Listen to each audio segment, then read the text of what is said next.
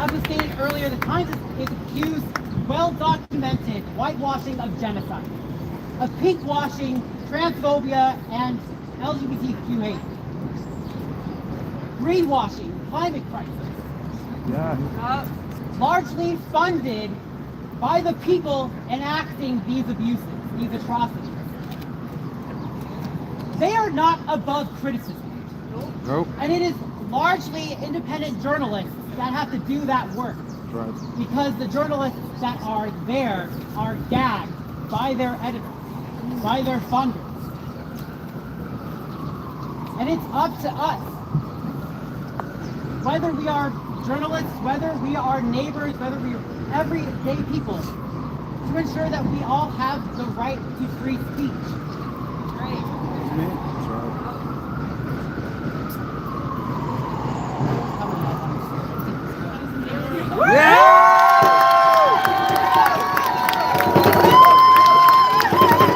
We're good. The New York Times, you still haven't paid me for the story about Javier Castillo. Pay him! Hey him! Hey down! Hey down!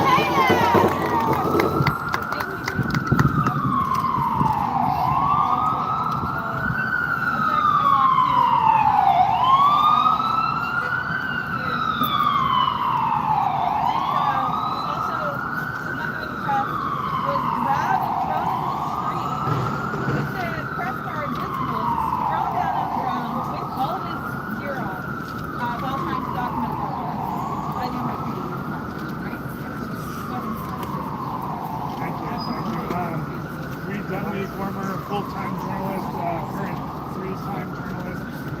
It's interesting to we have this stop journalism repression rally. It's like Davos over here. It's like the Spider-Man meme. Everyone's pointing at each other. Are we here? Are we participating? Tally's giving a speech. Like what is going on? Everyone should take a selfie or something. Anyways, I'll keep it brief. As Talia mentioned, February 2024, I was documenting a protest in Brooklyn, a protest against the genocide. I got my ass beat by a bunch of NYPD officers. About 5 people threw me on the ground, kind of spun me around. I still have a bruise on my elbow. I give everyone permission to touch my elbow if you want to. Talk about today.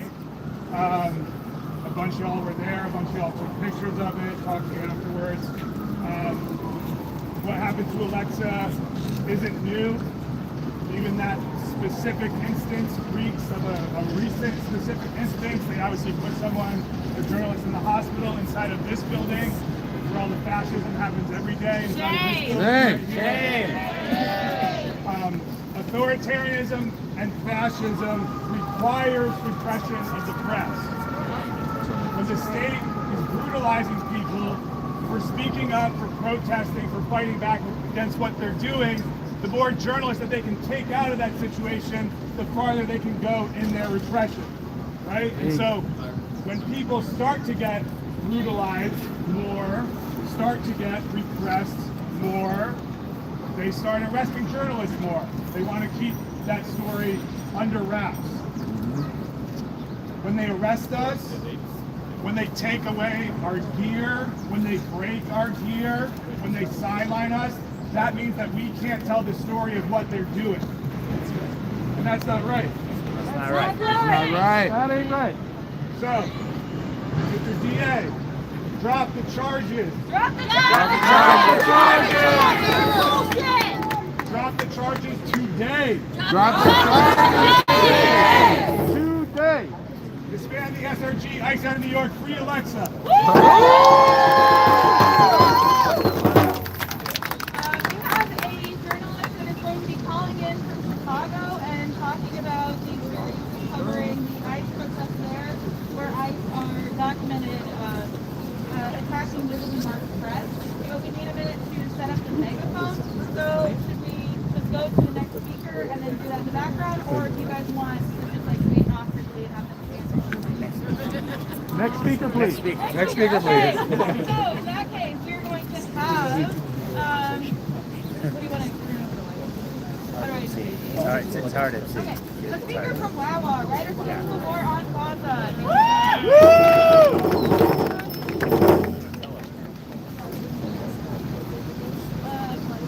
Residents in New York, we are marching as the travelers of the world, resisting persecuting journalists who are being society. Here, more journalists are marginalized by the state and public support. Meanwhile, 6,000 miles away, the U.S. and Israel waged genocide, the bloodiest assault on journalists in recorded history.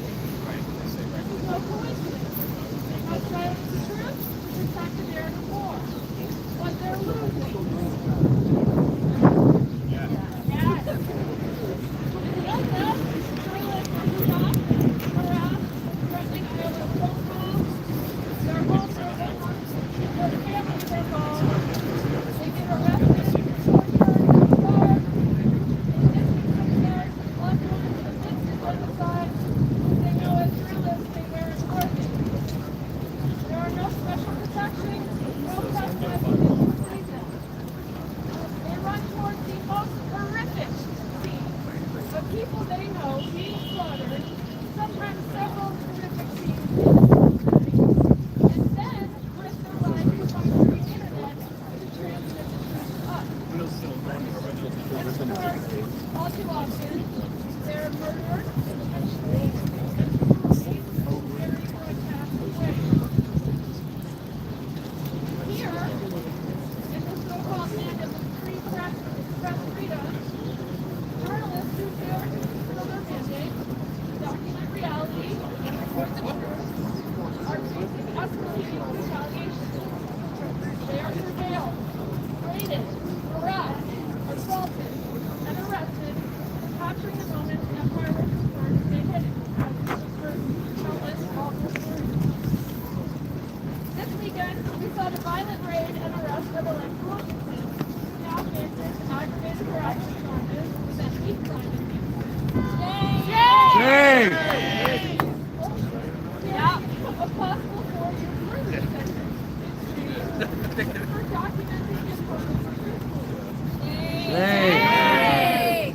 Just yesterday, journalists were brutalized by police at immigration court for simply reporting the atrocities unfolding in the walls of 26 Federal Plaza. Shame! Across the country, those doing their duties as members of the press are being intimidated. But let's be very, very coaching leaders. The repression we're seeing here is not separate from what is happening in Gaza. It is interconnected. The same military-industrial complex that arms Israel also trains U.S. police forces. The same surveillance tech using cops to kill Palestinian journalists is sold back to U.S. citizens. The same logic that justifies bombing press offices in Gaza or Yemen or any of the countries we've bombed over the past 2 years would allow police hearings to assault reporters on the job. In both cases, journalism intelligence empire is treated as a threat. And it is. Truth will always be a threat to those in power. This type of pressure is not just parallel to war. Journalists need to use the power that kidnapping, immigration, genocide, murder, West African continent, threat. I would also be very remiss not to mention the other individuals who are now being targeted.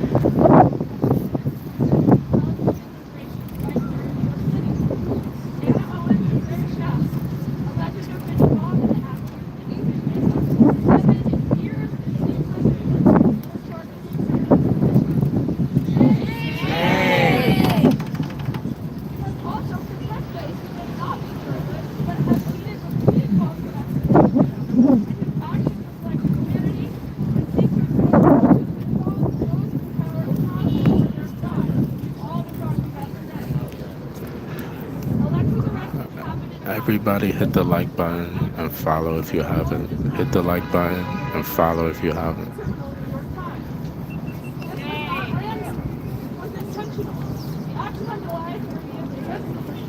Must be understood as a proactive effort to extract content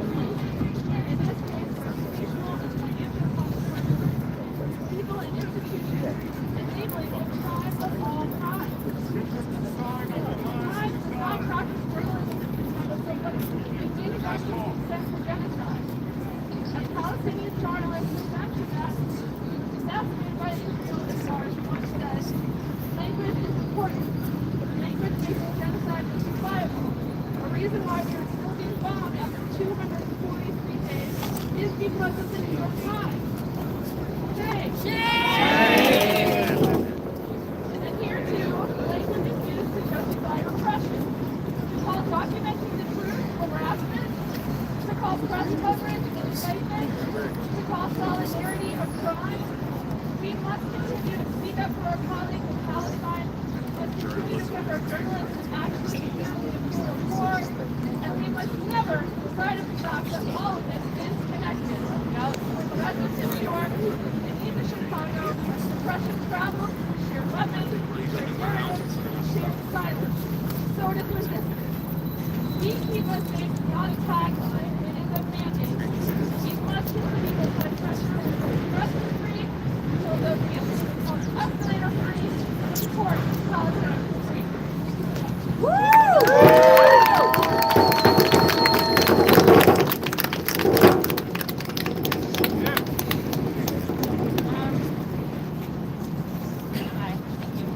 So up next we have a journalist from Chicago that I'm going to be calling. We're going to chat with him on microphone. Everybody hit the like button and follow if you haven't. Hit the like button, follow if you haven't. Attended the rally at the Broadview Light Traffic Stadium outside of Chicago.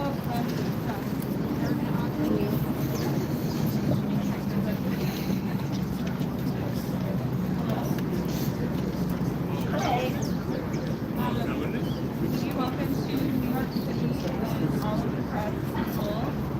Say hi, everybody. Hi. Here. I'm wondering if you could speak a little bit about your experiences on the press in Chicago and New York. Yeah, thank you guys so much for inviting me to speak. I'm really honored that I get to represent people in Chicago. So yeah, my name is Lee. I'm a freelance journalist here in Chicago. Fascism and breaking news isn't my hobby. I originally attended the protest at the Broadview Ice Processing Facility as a community member who was desperate to do something to support my neighbors. But pretty much as soon as I arrived at 7 a.m. last Friday, I felt compelled to begin documenting what I saw.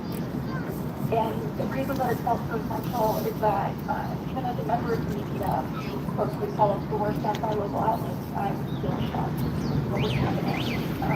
So internally, I switched from protester to journalist, and I got out my camera.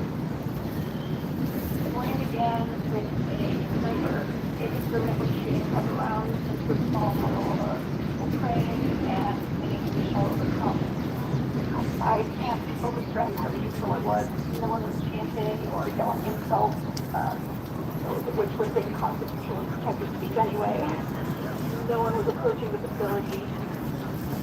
He stood 20 yards away behind a fence and on a roof, shooting at civilians as though they were a threat. Sorry to pepper ball hit my partner in the eye. He required help from the medic. But that was just a moment. I quickly escalated, and it became clear that while they were not thinking about who they assaulted, they were specifically targeting those of us who were documenting.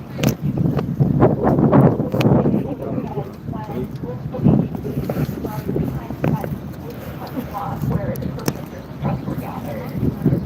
They approached their weapons pointed at just the 10 level, not firing at the ground in the morning, as that sometimes resulted, but firing at unarmed people with the intent to hit them.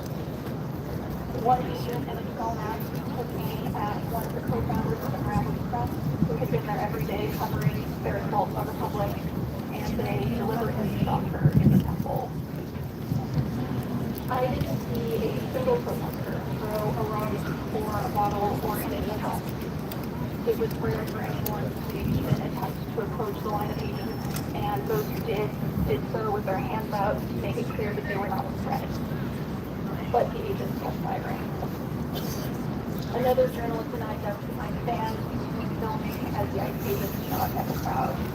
I heard someone yell, "They're ambushing us." And then a pepper round exploded against the back of his head. Two agents had claimed the man we were using as protection and were deliberately aiming at myself and the other journalists. I ducked down to see whether I was bleeding, and I was found to my hand, clearly injured and threatened anyone. Those agents took me and shot me in the face. My nose started bleeding profusely, and the journalist I was with marched me to the medic. Because I was wearing protective gear, I only had critical fentanyl and not a broken nose. All of it documented. You can watch the video of me on Instagram being shot in the face. You can clearly see the agents who did it, hiding behind masks, no gear. There's no ambiguity. They were aiming for those of us who were trying to show the world what they're doing. An assault on the press is not inherently more egregious than an assault on anyone else, but it does serve a different purpose. It's intended to hide under the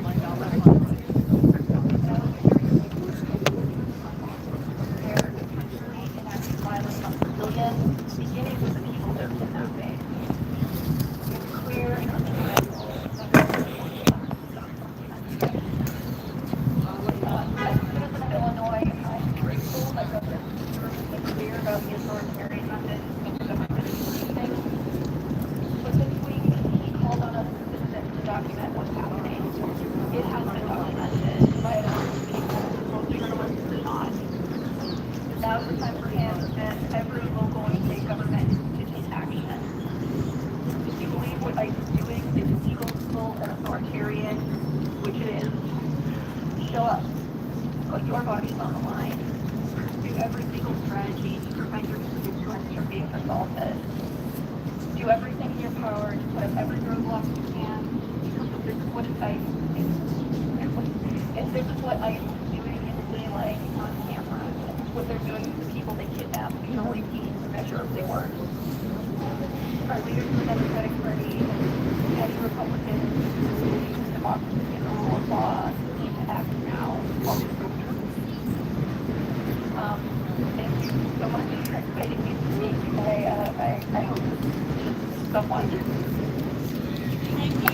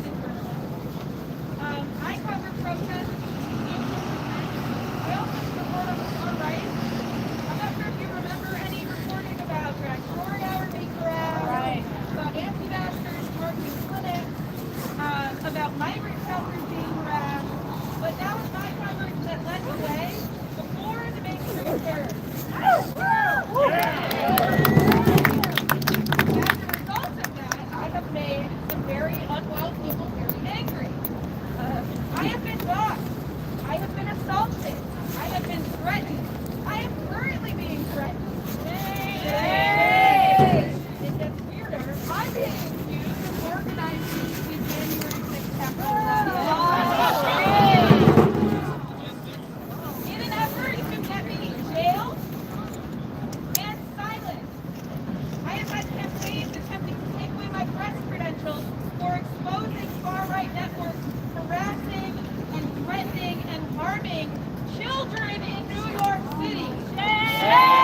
I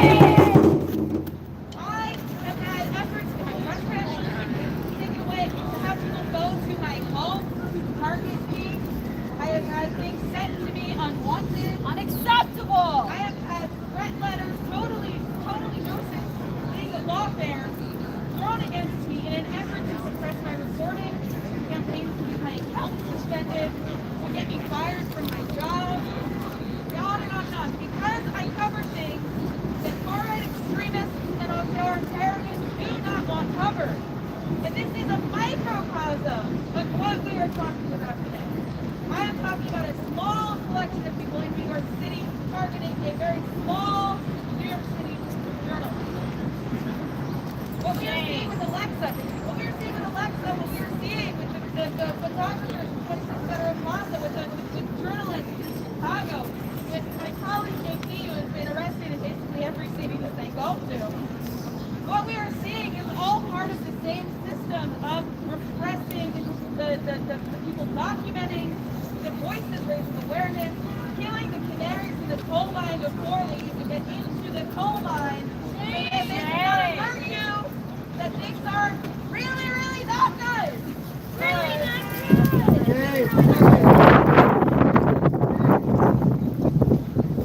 So that is my experience. I have tried legal measures to protect myself, and none of them work.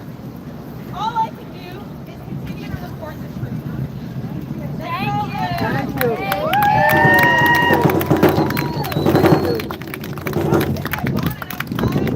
For the public advocate to show up. So I want to open the floor to any other journalists who have been arrested, who might want to talk about their experience at protests, having their equipment seized, including Javier, filming. Want to talk a little bit?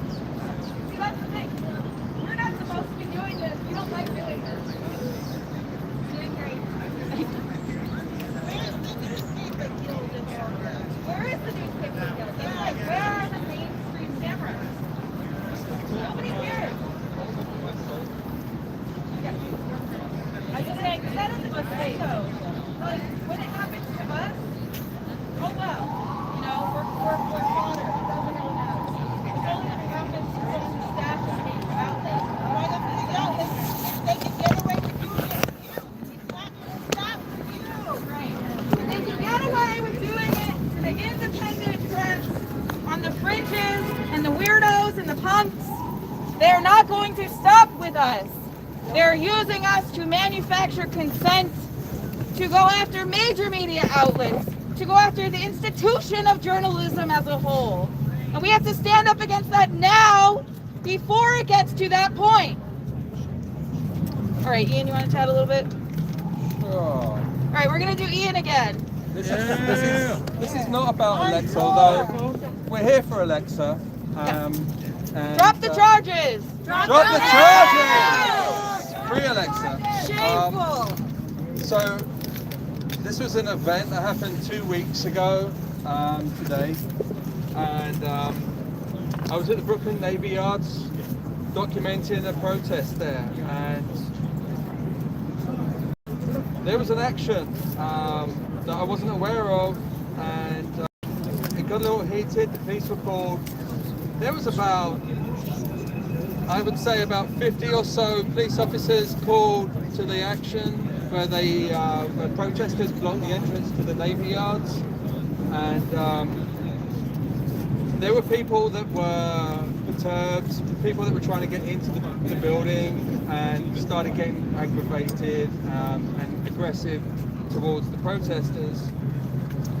I went over to document it and was immediately hit by one of these guys. They slapped the camera up into my face and cut me open like this in front of the police officers. I don't know if you can see that.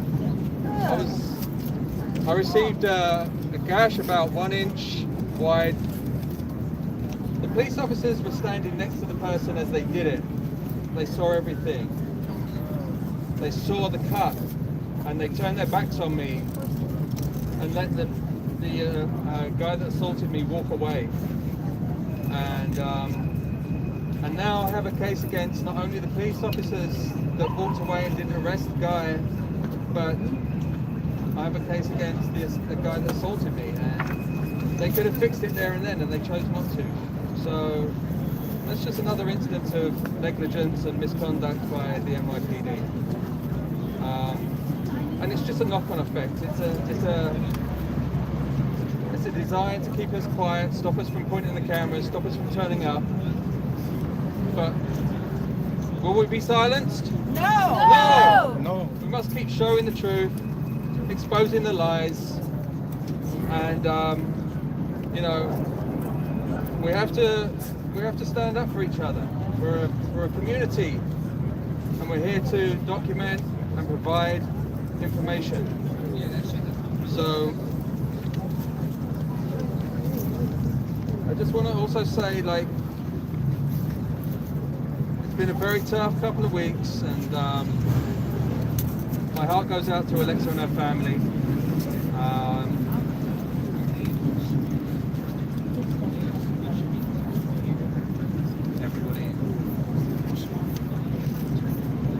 Okay. All right. Sure. Yeah. So I've just received a message that Alexa is watching this live. Oh, I don't know. I didn't see that. She is. I know she is. Yeah. She has been watching. I video called her as well to show what was happening, and she's moved by how many people turned up today. And I just want to thank you all on behalf of Alexa for showing up, offering support, and we need to continue to do so because this isn't over by any means. And this isn't about the people speaking here today. This is about Alexa and the freedom to continue documenting and photographing. So thank you everybody for turning up. Appreciate it. Yeah.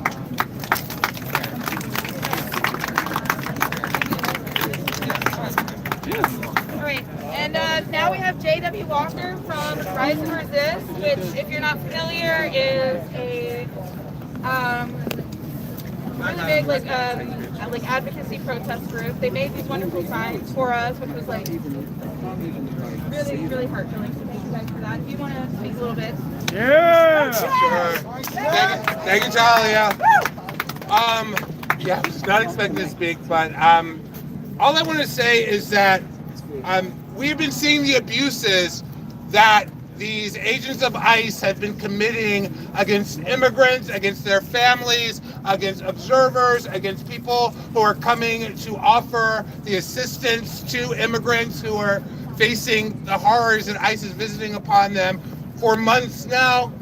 I think that if we can put two and two together, we know that the attack by that one ICE person against the wife of someone that they had just kidnapped last week, and the way that journalists' videos and images and reporting on that particular incident caused that incident to go viral and go global in a way that most of the incidents of ICE violence do not. That's right. I think that we can draw a direct line from that incident to the attack on journalists at 26 Federal Plaza yesterday.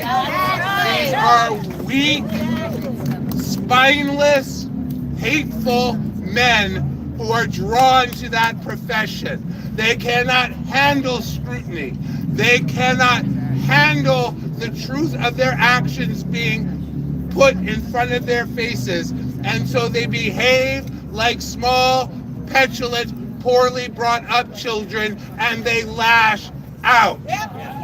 We see that with these ICE people, with DHS. We see it with NYPD at protests constantly and have done so for years.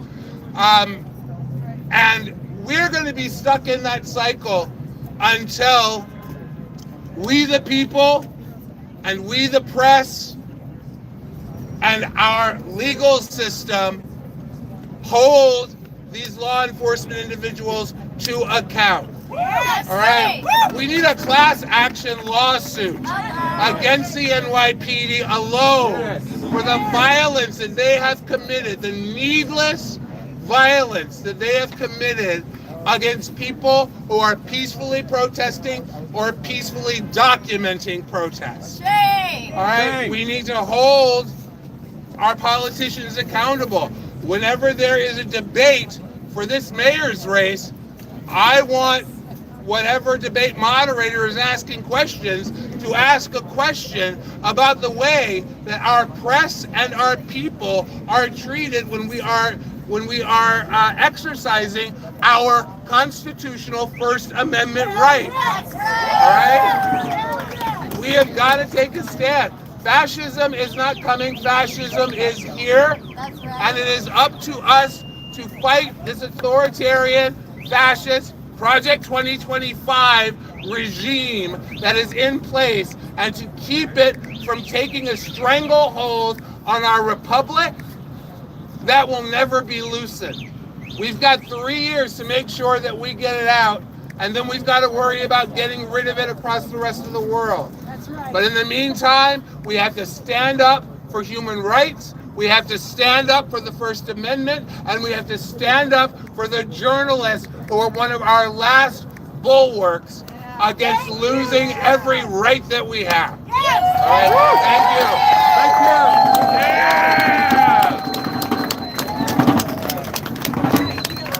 I actually watched Jay get doxxed in real time while covering a drag story hour. I saw him with a very bad weave. Extremely bad. Like, I don't think there's any glue. No.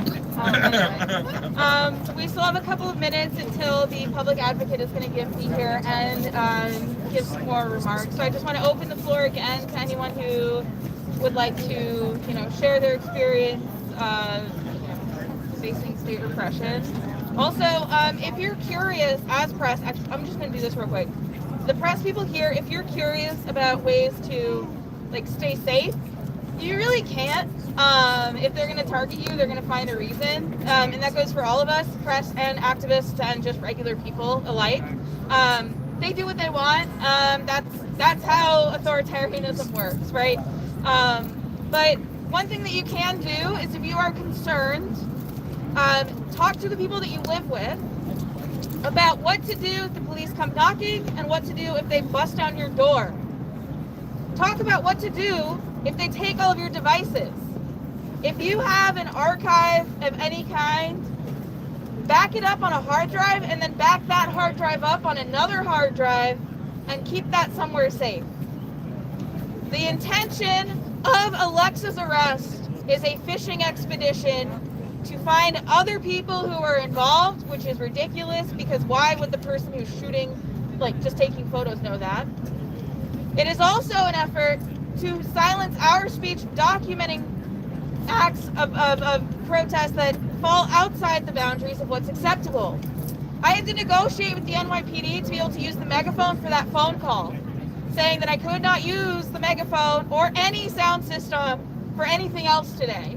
I had to negotiate so you would be able to hear someone share their story or face arrest if we did not comply, which is ridiculous.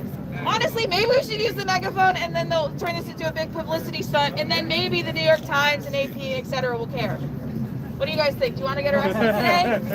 Who wants to get arrested? No? Okay. Okay. New York Times spin on it? Yeah, the New York Times would be like, 15 extremists arrested for punching cops with green hair. Yeah, it's supposed to be blue, but it faded. This is extremely uncomfortable. Trying to find time. Huh? Yeah. Just don't say anything that is going to land me on a watch list. I'll do my best. My name's I'm Mike. already on the list. I'm just kidding. My name is Michael, and I'm in a lot of the places where you guys are working as journalists. And one of the places that I spent a lot of time is at 26 Federal Plaza. And I disagree with some of the work that the journalists do. I don't think that you should be publishing children's faces. I think it's really important. This is such a difficult moment for families, and they deserve privacy and dignity. And I've talked to journalists about it, and some people will make that decision, and some people won't. But authoritarians will do what they do and be able to consolidate their power 10 times more quickly if they're doing it in the dark. So we need you as journalists. We need you there at every protest, and we appreciate you and are grateful for that. In terms of the baby men that work at 26 Federal Plaza, like, the immigration machine is one thing that actually could stop in an instant. If you said, I'm not gonna break up a family and arrest someone because they're moving, like, my God says you may move on earth. That's not a crime to do that. If you stopped, you'd be fine. Like, we would end that machine in a second, and everyone would be safer. Yeah. Okay, so there's the frog analogy, the boiling water, and the frog would jump out if it just jumped into hot water and jumped out. Apparently, A, that's not true, and B, it's not that useful. It's like a scare tactic that things are just going to get worse and worse and worse. Another analogy that I've heard is there's a kind of beetle that when it's eaten by the frog, it slowly eats its way out the frog's anus, and that's what we need to be doing, is busting our way all the way through and get through this time so that we know eventually they'll be held to account. Eventually their masks will be ripped off. We know that day will come. It's just, what do we do in the meantime to minimize the damage that they can do? Yeah.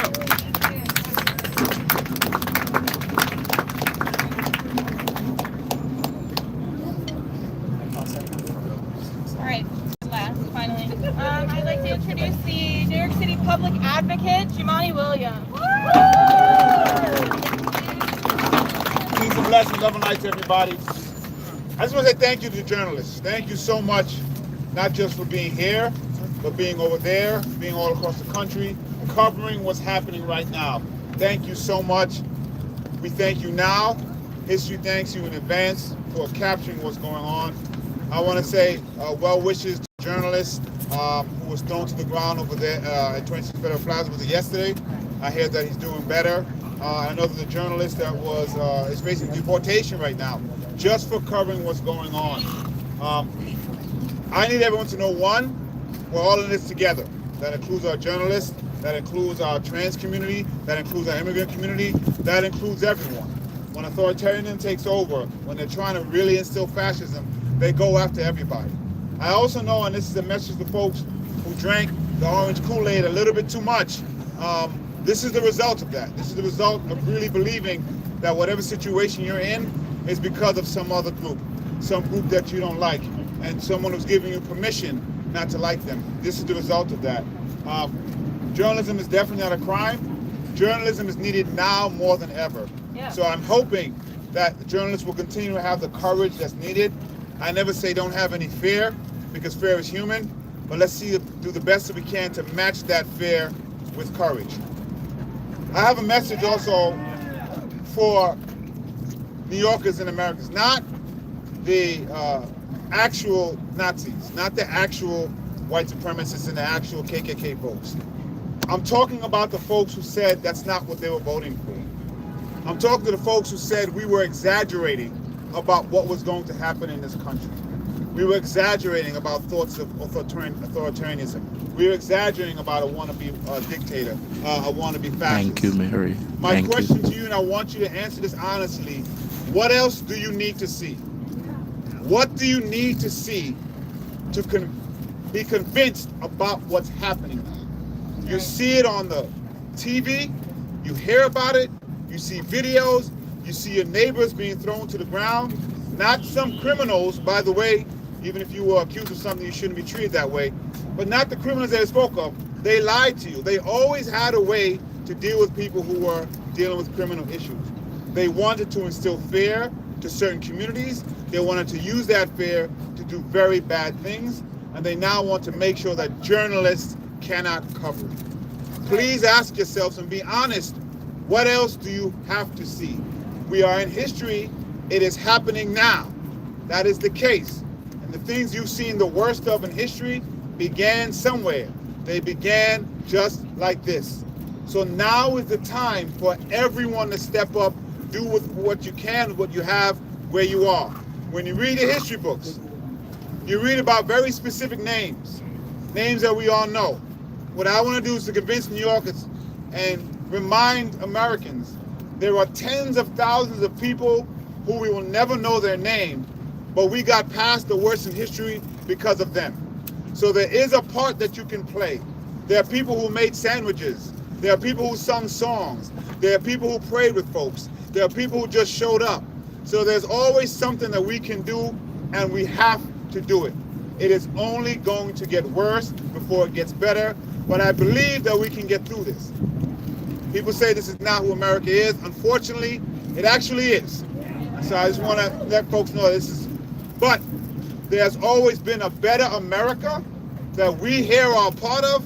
That better America has always helped move us forward. Please be honest with yourself when you hear about an action, when you hear about what's going on. We can't be silent and we can't just tweet. We got to be out here. We have to be out here. My children and my children's children who aren't born yet are depending on us stepping up and telling Trump, you've won a couple battles, but you won't win the war. We are going to make sure we stand up for the better America. Journalism is not a crime. Neither is being an immigrant. Neither is being trans. Neither is being black. Neither is being a woman. We are all here. You will not erase us. Peace and blessings.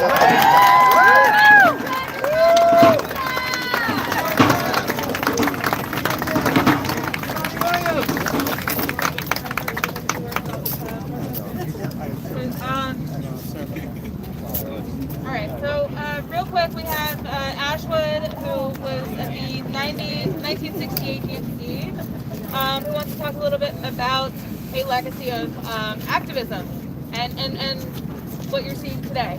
Well, I'm an old hippie. I'm in my 80s. Thank you for allowing me half a minute.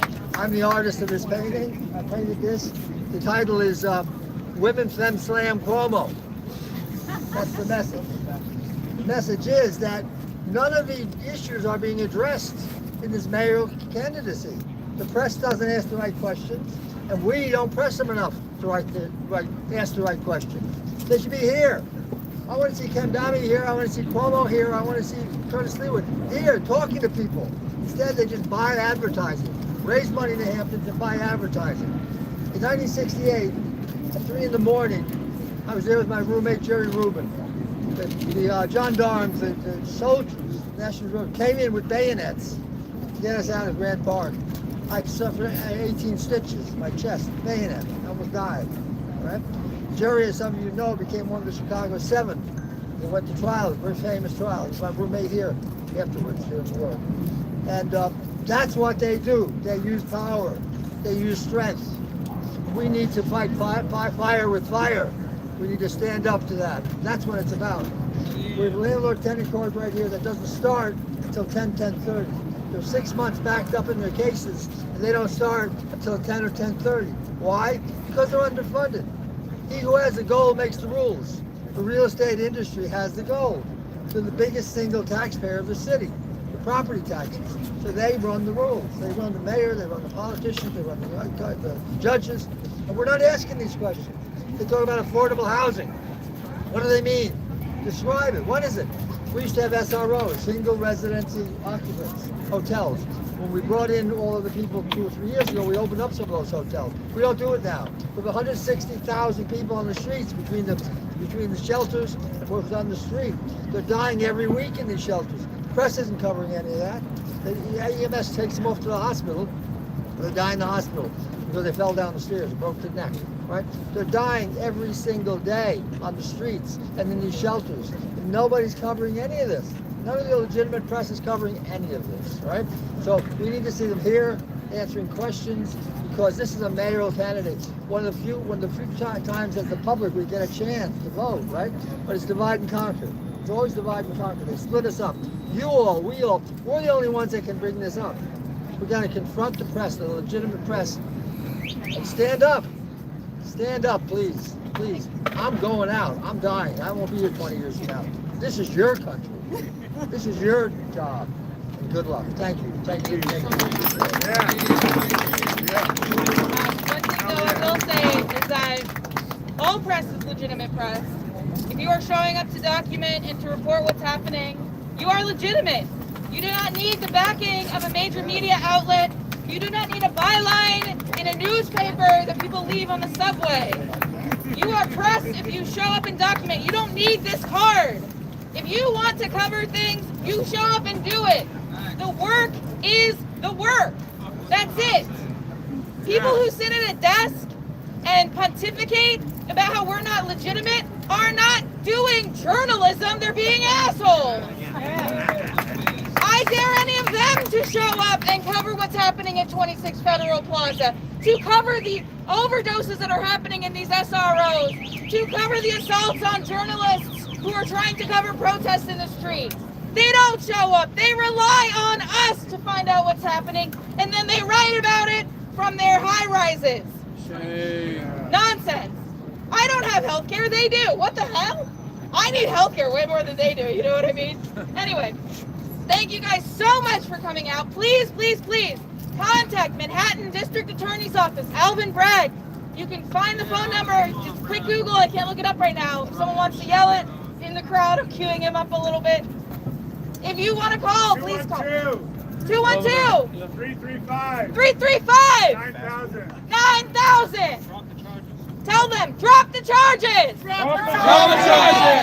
Journalism is not a crime. Journalism is not a crime. Journalism is not a crime. Journalism is not a crime. Thank you guys so much. All right, now let's go cover some crazy shit. Woo!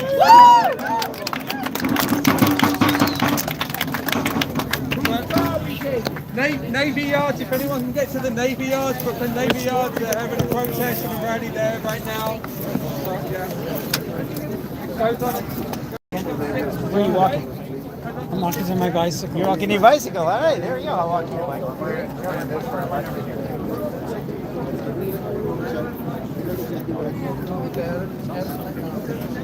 What's up? How you been? Good? Hey. Crazy.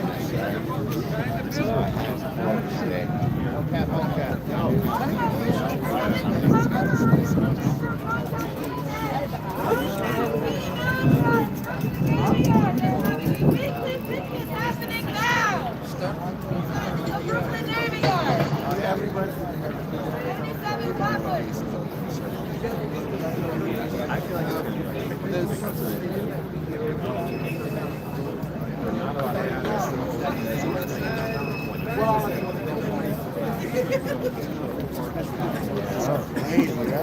I mean, I'm not surprised. Like, we've been doing this for a while. Nothing surprising.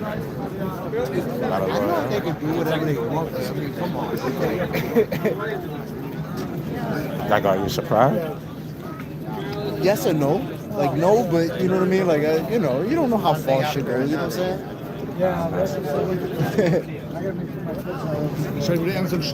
Like, I'm not shocked, but I am surprised. That's what, you know what I mean? I need to. How's it going, brother? Nice to finally meet you in person. Plenty of times.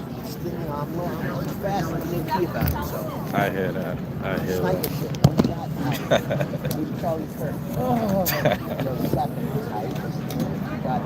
All the cops are Yes. How many have I outed? That's why.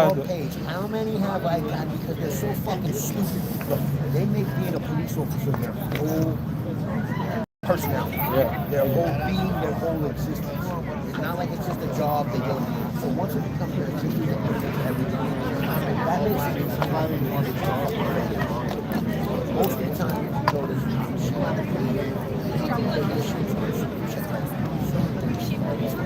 That's why I always send them to you. I always take it up a bit. I'm not even doxing. You want to see me doxing? I'll show you the doxing. Believe me, I'll show you the doxing. I'll show you the fucking crime. I'll show you the doxing. That's doxing. Medical information, blood type, your fucking shit like that. I put up this one of the original founders of 58 section 1982. Black Lives Matter. There was Blue Lives Matter. This is down here rioting because Giuliani was the mayor and he introduced was releasing police officers' records to the public. Naked and truth. Do you mind being on camera? No more fucking secret hearings. Do you mind being on camera? No, I don't. Nah, because I wasn't sure. I like to ask. So no, when you spent, and a lot of people don't know. Yeah. Oh, forget about what I can tell you. They don't know. But I'm going to start this again. So this is in 1992. You want your IG out there? Huh? You want your IG I out don't give there? a fuck, Rabbi, Cop Watch, man. All right. So this is he's part of Cop Watch. No, I am the president of the Brooklyn charter of the Cop Watch Patrol Unit. Cop Watch Patrol Unit, very popular here in New York. Hi to all my members. You guys know Mike Clancy. Kind of like me in the same respect as he don't give a shit. Having his name out there, his face out there, like. I've been doxxed. You can Google me. I've had the NYPD illegally subpoena my records. I've had so many right-wing nutcases show up to my house in Bay Ridge because I was holding police accountable before it was fashionable. They don't like that. They don't like being held accountable. They don't like their dirty little secrets being exposed. Like when we exposed how one particular senator, his entire family are nothing but police officers and Proud Boys and right-wing extremists. And the only thing they could say to me is, oh, look, he's Antifa. They called me every name in the book. What the fuck does that got to do with the fact that your nephew's a Proud Boy piece of shit, racist cocksucker? What does that got to do with anything? What does that got to do with the fact that, if I stabbed the cop, I'd still be in Comstock? The judge said that when he stabbed the cop, it was a stupid behavior. I've never heard of stabbing a cop being called stupid behavior. What state was this in? Bay Ridge, Brooklyn. New York. Wow. You don't know who I said thought this had to be a small town or something. I don't know about it. Are you serious? The Kettle Black, 2011. This kid, there's so much. I mean, I don't even know where to begin. To unpeel it, to wrap it all back to the beginning would be, you'd have to start like in 2014, 15, and it escalated. It's been escalating ever since. I didn't know nothing about these people, and I really didn't care about these people until I got targeted by them. You know what I mean? And I got targeted by them because I was holding the police accountable. This had to come when the 6-8 was selling guns. There were 12 police officers in the 68 precinct, 8 out of the 6-8 and a couple of others, all involved in a gun running smuggling ring. They were selling firearms. They were transporting firearms from Virginia to New York, selling it to people out here, and then making buses. So basically the cops are buying the guns and selling the guns. Like, what kind of shit is that, bro? So when that got exposed, I was one of the first people on that case because the FBI informant was also the same FBI informant for another case, which is how I put that together. They didn't like the fact that I exposed it. I even went to the community council meeting and I tried to, I was like, yo, they had this whole meeting for 2 hours. 1 hour and 50 minutes, they talked about everything except 12 cops getting busted out of their precinct. I'm like, are you kidding? We've been here for like 2 hours, y'all ain't even mention it. I became public enemy out there, #1 after that. So the shit that happened, I've had over 300 fake 311 calls to my address. You can call 311 anonymously and make a report, right? Okay, so this kid, Brian Fox, Liam McCabe, Keith Atherhall, they were all part of this Bay Ridge Uncensored group. It was a Facebook page of like people that lived in Bay Ridge, right? And when that video popped, they put it up and they started making fun and this and that. And you know how shit goes on the internet, they just start writing. But one dude went off completely, like he knew me, and like all of them went off on my wife, went off on my kids, my family, my club, my business. Like this dude knew me. So I looked in, I'm like, who is this person? Why would this person, you know what I mean? What the fuck is their beef with me like that? Like why they got drama with me like that? I checked the email domain. When you register your name, this idiot registered his real email with a burner account. So it was easy to take his email, Google it, and his MySpace came up. Remember MySpace, Tom? His MySpace came up. I'm like, yo, this is the kid from across the street. What the fuck is his problem with me? Across the street from you, your house. Across the street from my house. I lived across the street from their house for 23 years. I saw all of his Proud Boy parties. I saw all of his racist fucking friends. I saw all of their cop shenanigans going on. Bro, they're blowing fucking lines of coke in the bar at 2, 3 in the morning, and they gotta be on shift at 9, 10 o'clock. And come on, dude. You know, tell me what I didn't see. You know what I mean? Tell me, so they don't, that's what it is. Hey, now, are we gonna roll out to the... that's just one. I can tell you story upon story upon story. None of these people ever got held accountable, by the way. Just for the record, like everything that happened to me was okay, because I'm a cop, hating commie, anti this, anti that. They keep labeling me shit. I didn't even know I was these things till they started calling me them. You feel me? I started looking into them, like, okay, well, what's so bad with socialism? What's so bad with communism? What's so bad with capitalism? But that's all they do. All they can do is call you names, especially when you're right. You know, and what was my big sin? I exposed dirty cops. That's my sin. That's what that's my crime. What are we here for today? We're here today because journalism is not a crime, right? What is journalism? Journalism is writing something that someone doesn't want written. Real simple. Somebody does not want something written, you write it, that's journalism. What does Trump not want written about?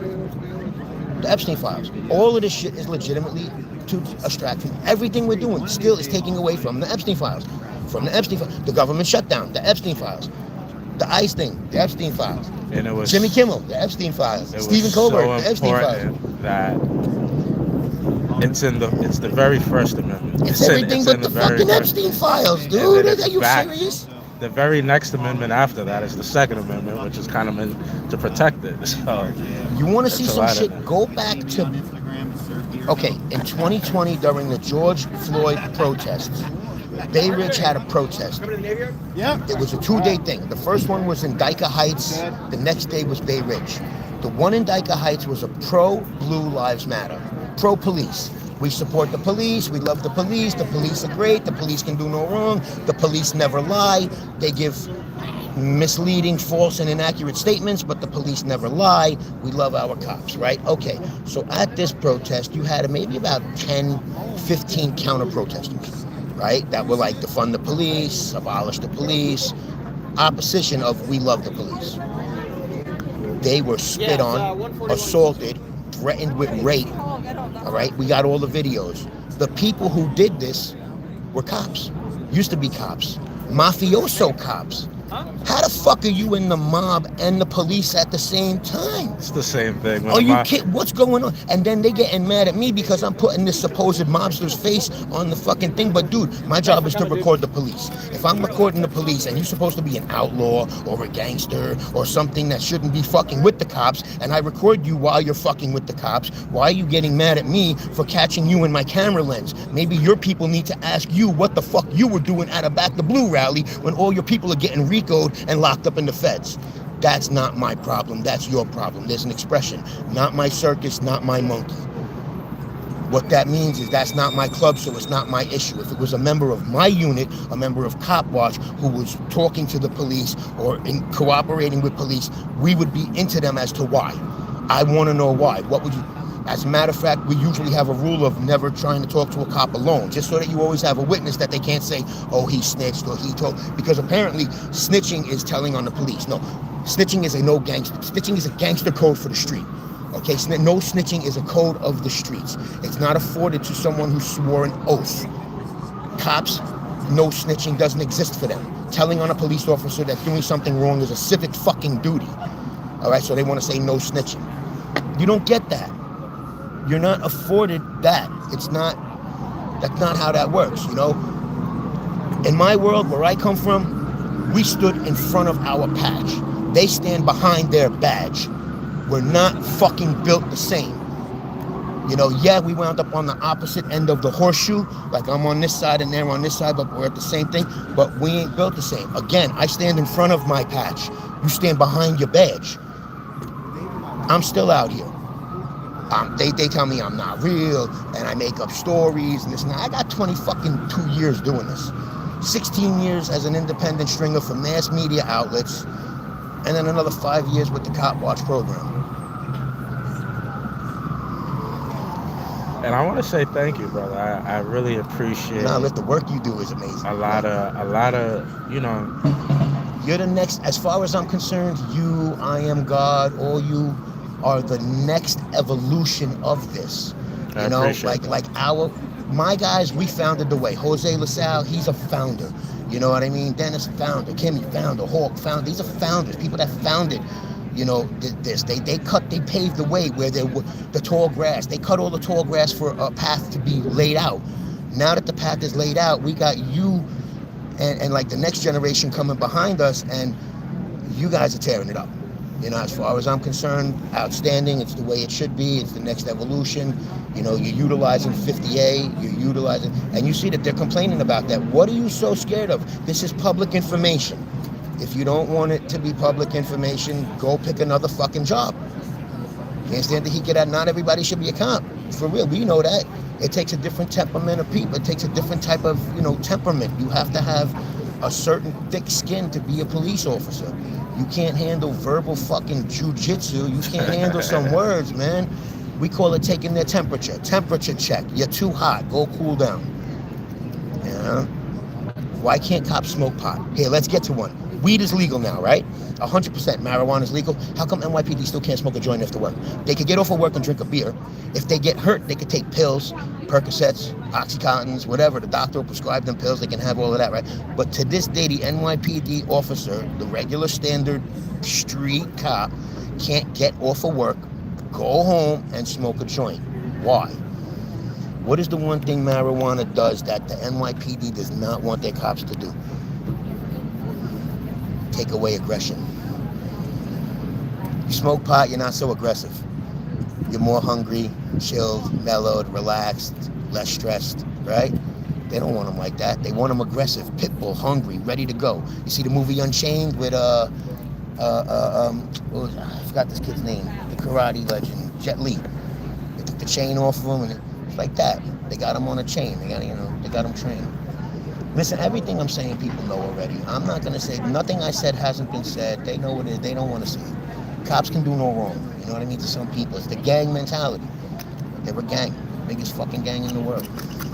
You got me ranting over here. These fucking people. You know what it is? A lot of people, it's like even myself, like before I really started getting into it, I came up, before like I even picked up a camera, you know, I'd come across a cop watch patrol unit. And a lot of people don't realize, like, part of the reason I decided to do it the way I did it, it came out of me, like, people thought I was crazy. You're saying your name's David Butler, you do this, you grew up here, you're adding the NYPD, you're adding the mayor, like... You're not doing anything illegal, you're not doing anything immoral, and you're not doing anything wrong. So why should you have to hide who you are and what you're doing? But to a lot of people, that's not normal. So I like to personalize it. I like to add a little bit of my lifestyle and what I do other than this, so it's relatable. It's like, oh, he's not that much different from me. A lot of people don't view it that way. They want to have their, what is the correct word, anonymity and their privacy. But I feel it's important. Like, for me, this isn't just work or a career. Like, it's my life. It's part of my lifestyle. This is every day. Cop watching is a 24-hour lifestyle. It's a complete, you know, people don't understand the origin of where it came from. Okay, yeah, like the names that I said are the founders in New York, but it originally started, it's based off the Black Panthers ideology of neighborhood policing. You know, the Black Panthers started it by policing their own neighborhood, right? They got guns and they went into their own neighborhood and they said, we don't need the police, we will police our own community. They started food drives, they got rid of their bad element, people that they felt that should not be in the community, that were not safe for the community, right? They made safe spaces for the community. They showed that you don't need the police to do that. You need the community to do that. Pretty much everything cop watching is based off of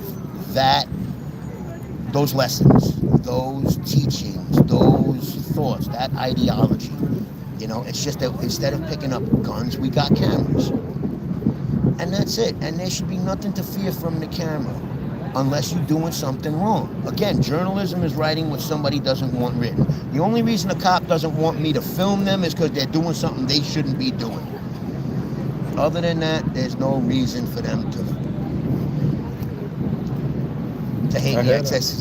I guess except because I'm a cop-hating communist and all of that other crazy Marxist, socialist, soy boy, beta cuck, and mommy's basement eating Hot Pockets. The truth of the matter is it's a 3-4 fucking floor walk-up with no elevator, so I wish it was mommy's basement. Mommy's basement's nice and easy. You walk in, I gotta climb 3 fucking flights of stairs. Yeah, that keeps me in shape, though.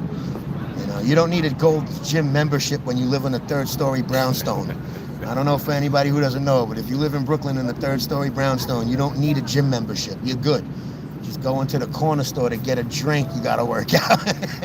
But yeah, man, thank you for what you've done and what you continue to do, and all the information here and there that you give me is helpful. Until, eventually they're gonna make what we do illegal. They're trying to make what we do illegal. You know that, right? They want to make filming the police. They want to make filming law enforcement illegal. They want to make holding law enforcement illegal. They want to make it somehow demonized and criminalized, and they will come up with every word salad under the sun to try to make it to be some villainous activity. Meanwhile, every citizen should be a cop. And think about it, besides what Trump, he hit ABC with a lawsuit, won a bunch of money, hit YouTube with a lawsuit, won a bunch of money, but it's the details and those are a little bit tricky, especially for the YouTube. But Alex Jones, like, say what you want about him, how you feel about him. Guy got $1 billion judgment, and it's known that he's not worth or never made it. You want a Twilight Zone? Me being in agreement with Nick Fuentes was never on my calendar in my 50 years in this life. I think that little prick is one obnoxious, annoying fucking troll. But some of the shit that he's been saying, especially in the last couple of days, has been 100% spot on. The name is so I just can't put a face. He's that little troll that, like, he's like Nick a little right-wing, all America first. He did the thing with Kanye. He was saying he threw the soda at the kid. Whatever. He's a controversial little pod maker. I've heard the name before. Definitely. Yeah, that's the way to go. But at the end of the day, you know what? Especially remember this. We outside, they not. They all sitting in their house talking shit behind the computer. Dude, we're really out here doing this. I'm really out there at 2, 3 in the morning answering the same police calls that the NYPD are. I see the same thing that they do. And nobody's saying don't do your job and don't be a guy. But you don't have to do your job and be a dick about it. You don't have to be brutal. You don't have to be sadistic. You don't have to be fucking a racist cocksucker. You can do that job without being a douchebag. It's possible. It really is. Some people get off on it, though. They never had that power. So now they got a little bit of authority. That's exactly for real, the shit goes to their head, But those are the same people that believe the stripper from Scores when she says, I love you. So I don't know what to do with that, And I'm going to end this on this because I got a rail. The Trump thing. I have one thing to say when it comes to all of Trump shenanigans. All right. The emperor has no clothes on. For those of you who don't know, that's a childhood book, but as with a lot of things, all stories have a purpose. There's a message in the story. When it comes to Trump, the emperor has no clothes on. Brother, I love you. Be careful, be safe, good trouble, and I'll see you out here. Be safe out there.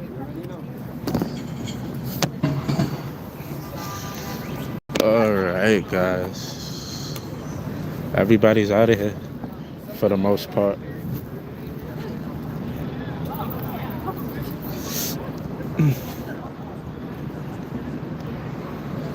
And I'm going to do the same. What should I eat today, guys? Pizza? Should we have pizza or should we have something else?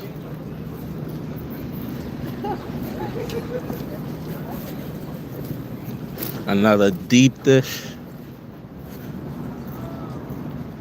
How's the camera quality, guys? Oh. While we're here. Funny. Mary, thank you for the super chat. It's highly appreciated.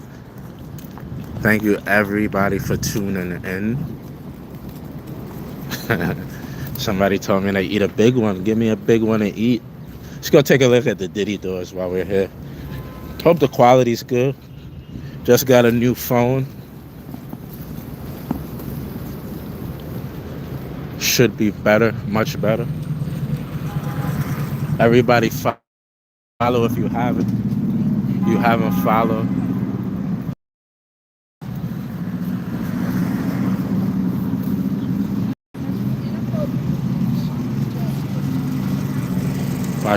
What's this lady fighting about?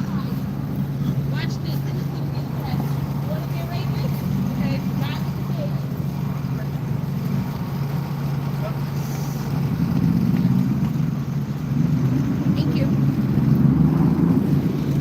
She's a fool. I'm not gonna repeat what she said. She accused him of some very nasty things.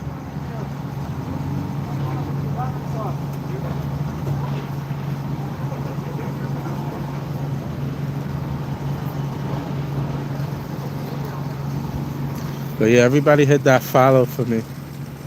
Hit the follow. Hit the like.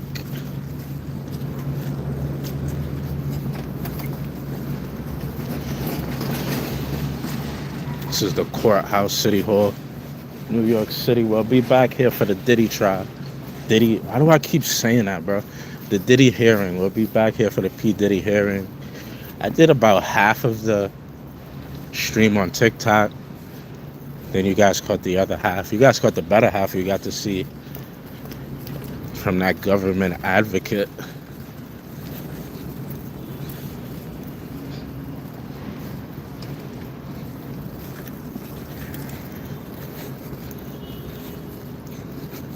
I met a lot of the TikTok family from this, covering the Diddy trial. 279 people voted. Appreciate y'all for that. It does not show me how many people hit the like button. But thank you. Who's that? Mama Duke's in the house. How you doing, Mama Duke? Sandy. Miss Maxwell, how you doing, my heart? How you doing, baby?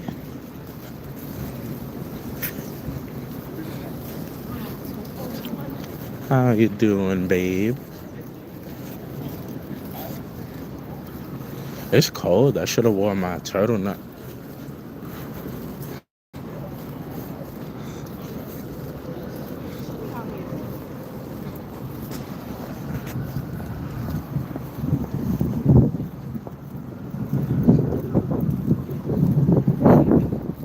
I don't know why you guys are so strange. I look at the comments from time to time. You guys don't like protests, but you like to dislike the protest. It's like I look at the this protest wasn't even a pro. I don't know, it's a rally. But anyway, I don't know. You guys like to dislike it. You hate the protest, but you like to dislike the protest. If you get my drift. Which is cool with me.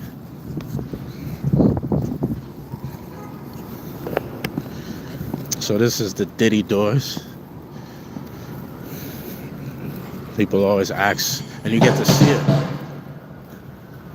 Hold on. This is the Diddy doors. So when Diddy comes in every morning, comes in a van, not like this one.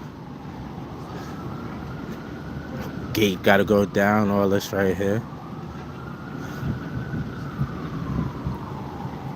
What y'all looking at?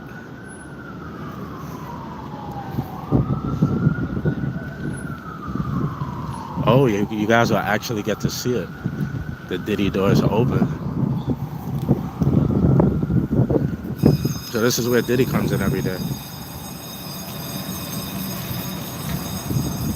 It's not Diddy in here, but this is how he comes in.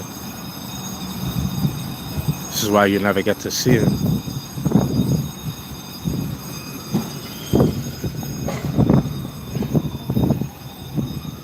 perfect timing.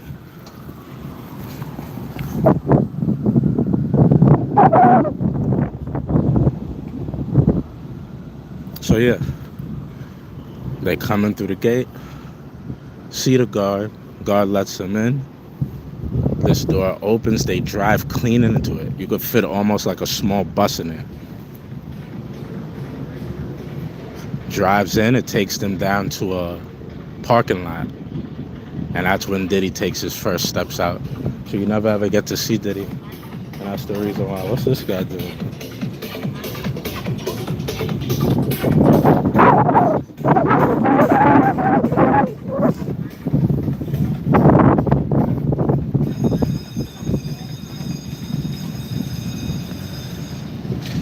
So that's how Diddy comes into federal court every morning.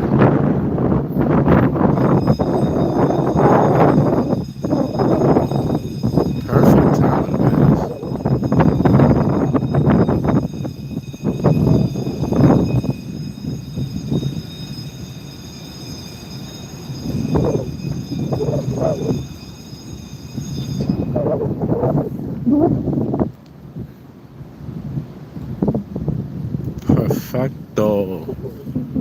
Perfecto. What do you mean get a real job? This is real. I literally just really showed you guys something you probably would have never ever seen in your life had I not come here to show you. What's a real job? Getting a job where I work for $15 an hour, pennies, to have 5 bosses, a manager, an assistant manager, a CEO, a supervisor. That's a real job? New age slavery, having 10 bosses. Nah, I'll pass on that. Not really my thing. I'm allergic to that kind of shit. I'll leave the slavery to my ancestors. They had to go through it, unfortunately for them. I'll pass. I'll allow you to do the slave jobs. Thank you very much. So yeah, that's like the second and the third checkpoints, right? Before they can even get to this point, they got to come through this gate over here. See how they had to open up for the bus? What a handsome little shadow. I'd go down on that shadow. See, gate.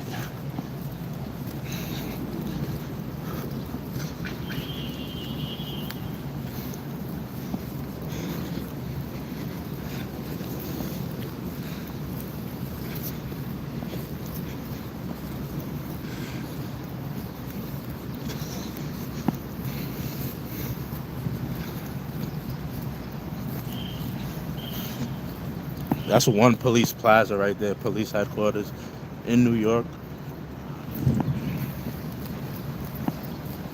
And this is how, so you just saw the end result of when Diddy's coming to court from federal lockup.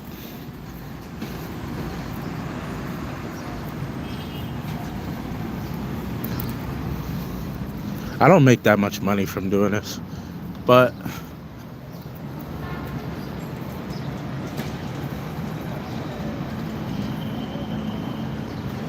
so that's how Diddy comes in, drives up to this gate. I don't know why they didn't give a search. Maybe he was holding a badge. So yeah, El Chapo as well. El Chapo too. No, but they were holding El Chapo in MDC, which I don't know how to point to where it is, but now we got the bus. They don't check the bus.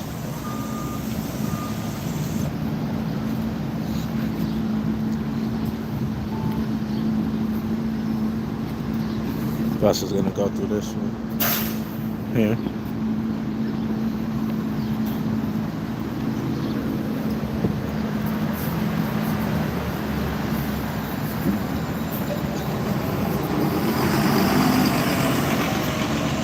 El Chapo's prison was in here.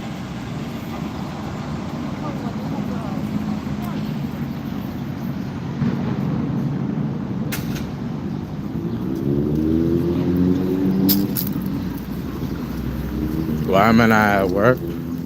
Because your mother doesn't need a blowjob. I usually work for her.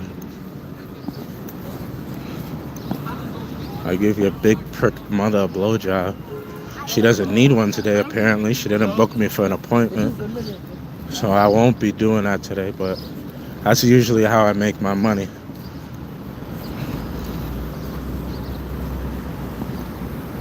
When your mother's not standing on a corner in Hunts Point, she's in a car driving by looking for a blowjob, and I usually give it to her when she needs it.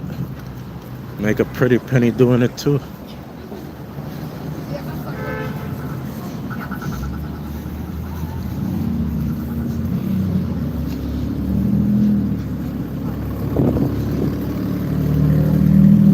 I want to stay out of the streets. But thank you guys. Thank you everybody for coming, hanging out with me here today. It's been very, very pleasant.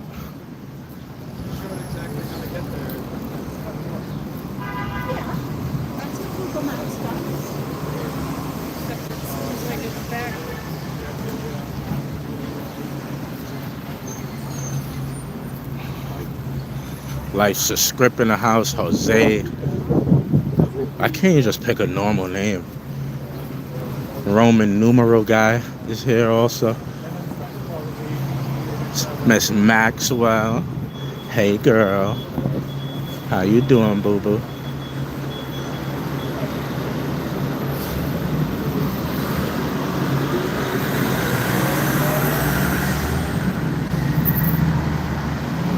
Little dim sum. Guys, is this picture clear? I know my hands are shaking a little bit, but is the picture clear? I hope the quality of the video is as good as it looks on my screen. This is most definitely the best phone I've had thus far. I upgraded, guys, because I want us to be able to have the best experience. Very clear, nice. Very happy about that. We're in Chinatown, if you guys didn't know. Chinatown, New York. This area is, it's all mixed together. It's like Chinatown, Little Italy, City Hall. Chinatown, Little Italy, City Hall.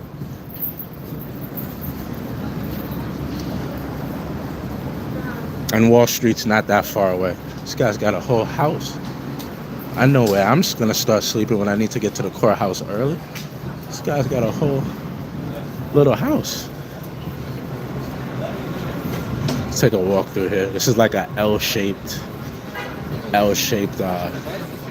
spot. A lot of people come here. It's a famous block. I think it's the Four Corners where all the Chinese gangs used to fight back in the day. It's also where Jin, the rapper Jin, got into that crazy situation.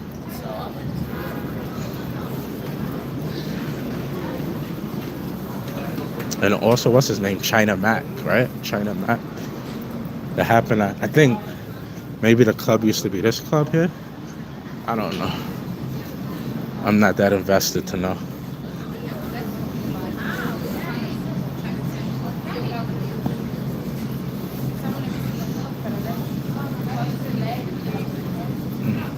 That's some good food.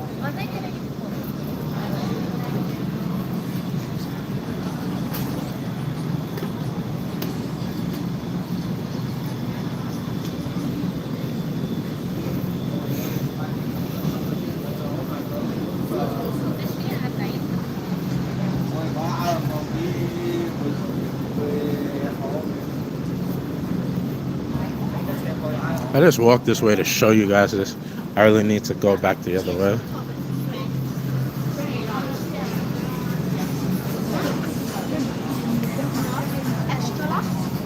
Who's this? Who's this getting dolled up?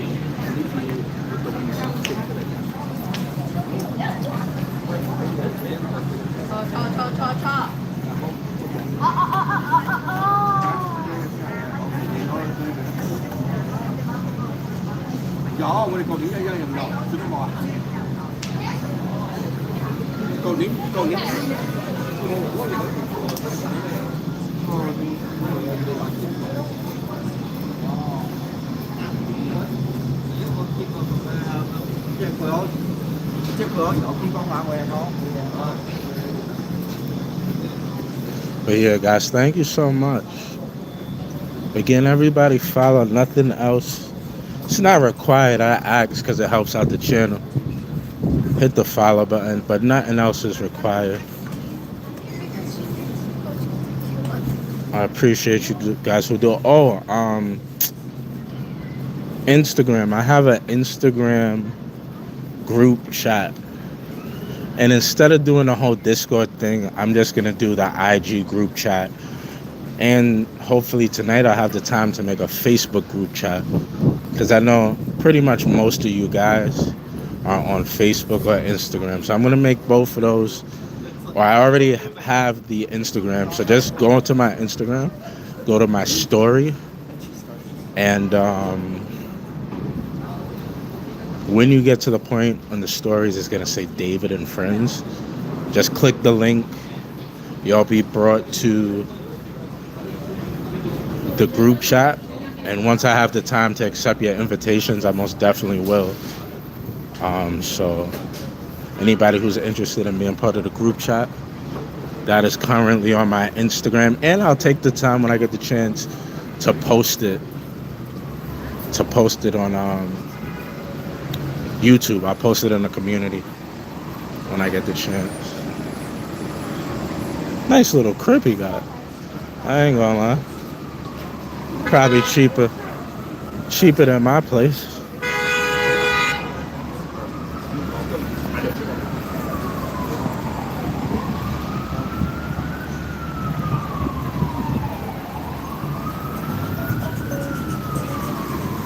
Adios, Manhattan, Chinatown. Get some pizza. Should I end it or should I take you guys with me? That's the question.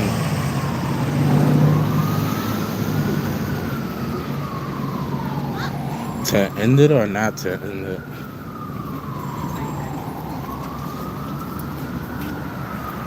Dim sum. Anybody like dim sum?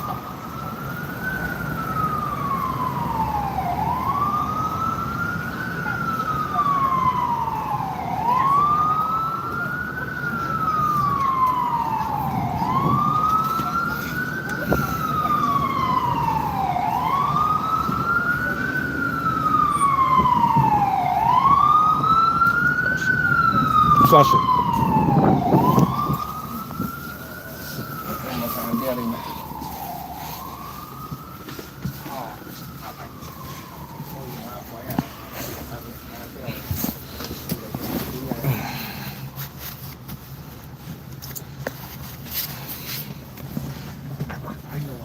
What a hard day of work, guys. Extremely hard, rough day. Dim sum is great.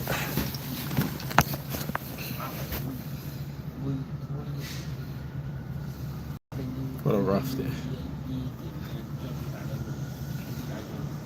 Was your day at work as hard as mine?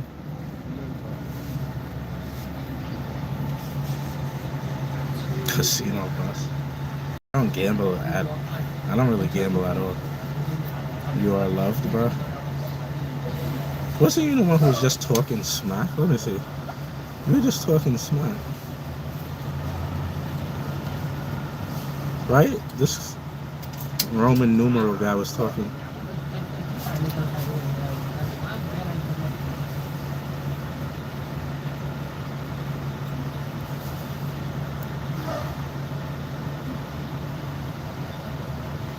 Guys, was this the guy who was just talking? Yeah, it's the one. You see, the switch up is crazy, guys. The switch up be crazy.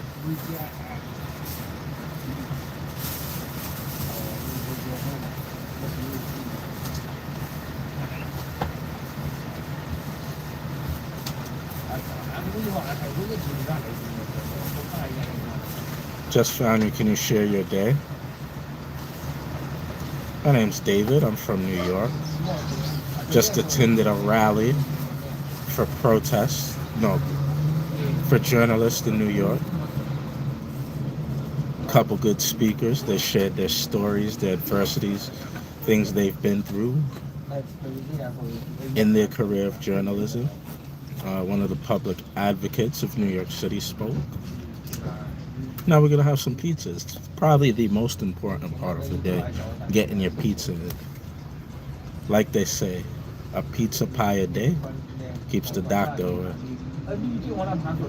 So after an extremely rough day at work, and here's some pizza. You just came from another live show now?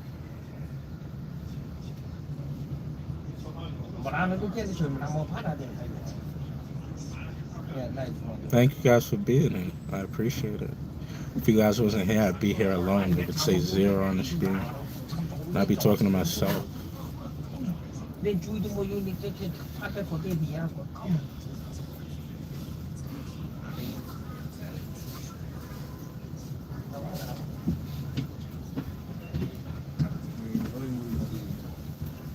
Where's my money? I don't even know. I hate cash.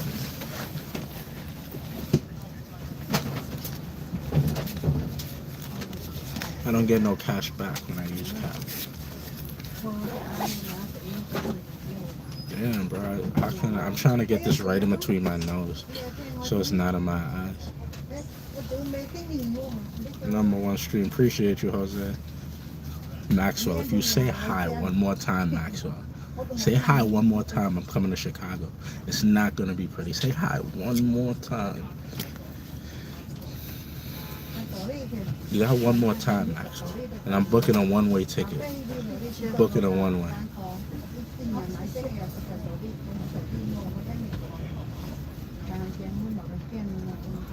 Where in New York City are you? It's the most insane question I've ever been at.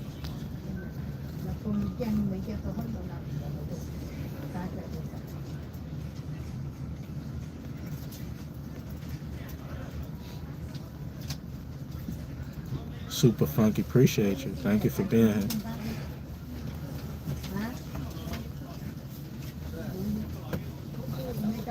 Need some good journalists in Ohio. Thing is, I don't think too much goes on in Ohio. You know?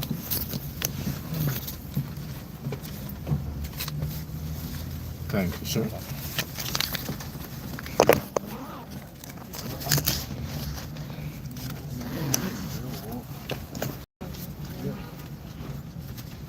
I'm a wannabe gangster.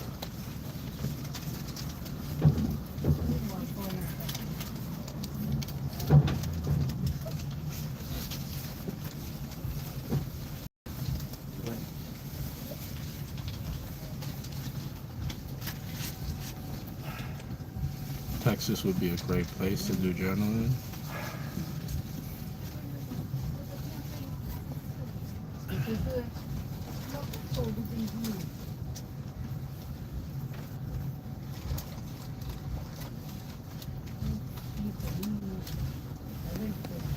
If I stay like this instead of like this.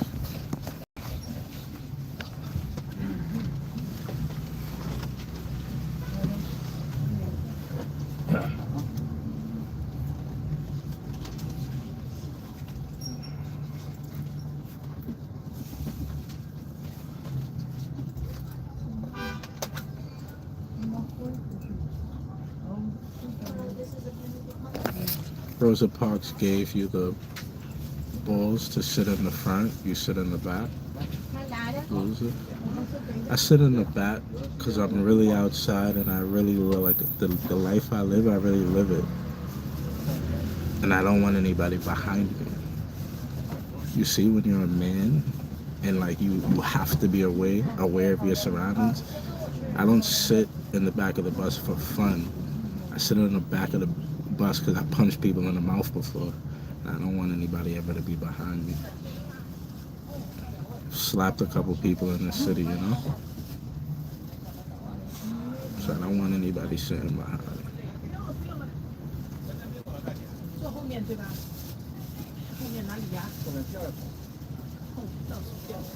可以吧？行，好，你坐啊。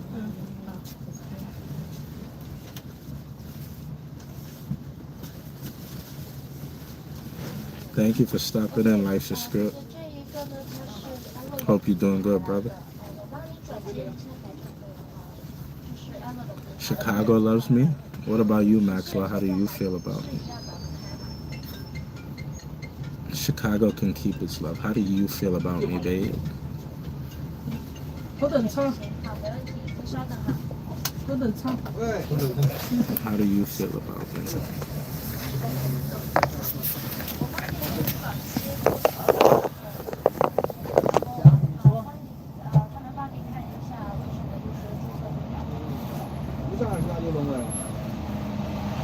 Free Jordans, free bus ride. I don't wear Jordans. And you guys just saw me pay for bus. Ghetto soldier.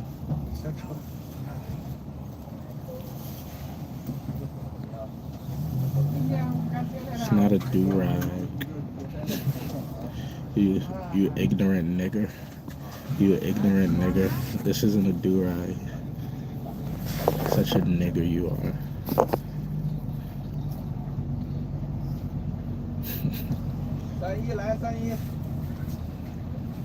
It's what you are. You're an ignorant nigger.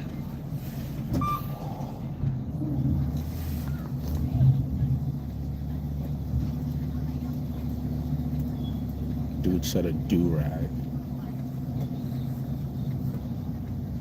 Can't take yous anyway.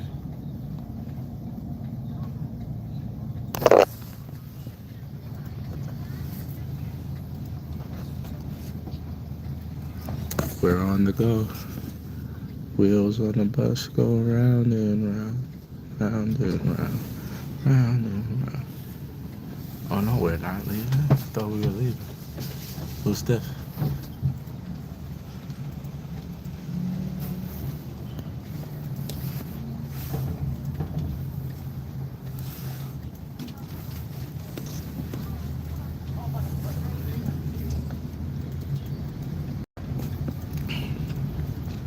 Dim sum.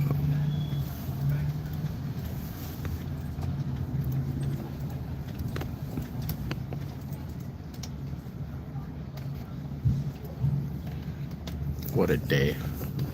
I don't know if I could keep this hard work up, guys. It's very strenuous work. It's very strenuous. What did I have to work for, an hour just now? Or like 2 hours? Was that a 2 hour? 2 hour shift? I'm not built for that. 2 hours. Jesus. 2 hours of hard work. Okay. Tall glass of milk. Okay, I see you.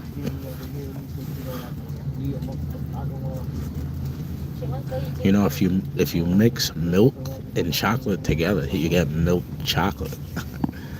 You know what I mean? You know what I mean?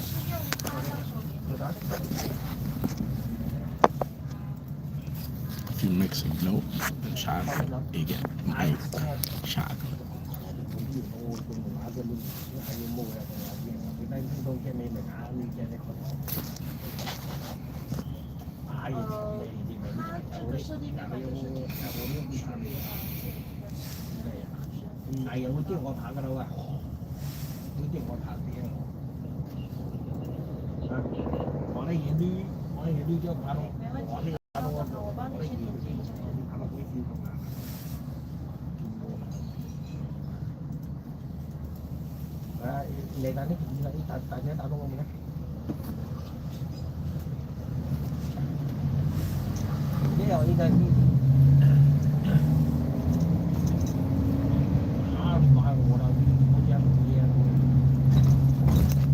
Yeah, I'm allergic to pineapples. Thank you for reminding me that.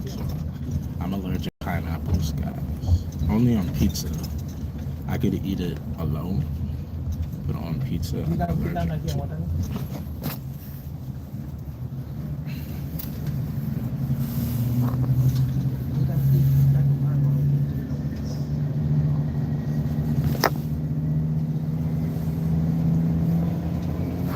Those dirty birds. Yucky.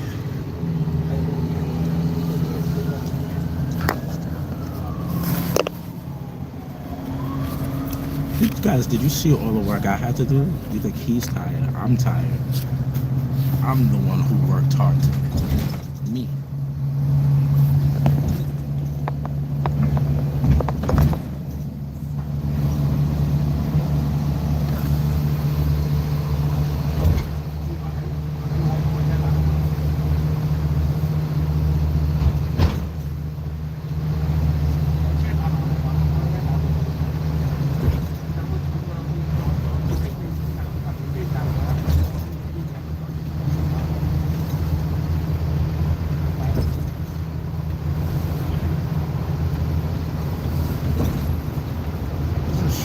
Oh, it's not.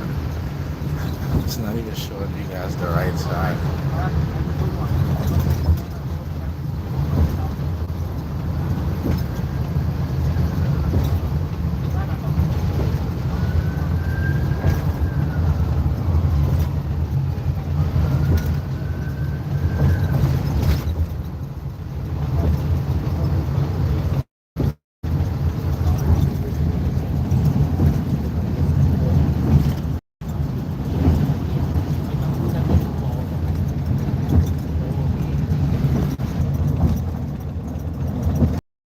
There's a liberal black. There's a liberal black here. Where? Get him. There's a liberal black. Get him out of here. I don't like liberal blacks. Where's he at? Where's he at?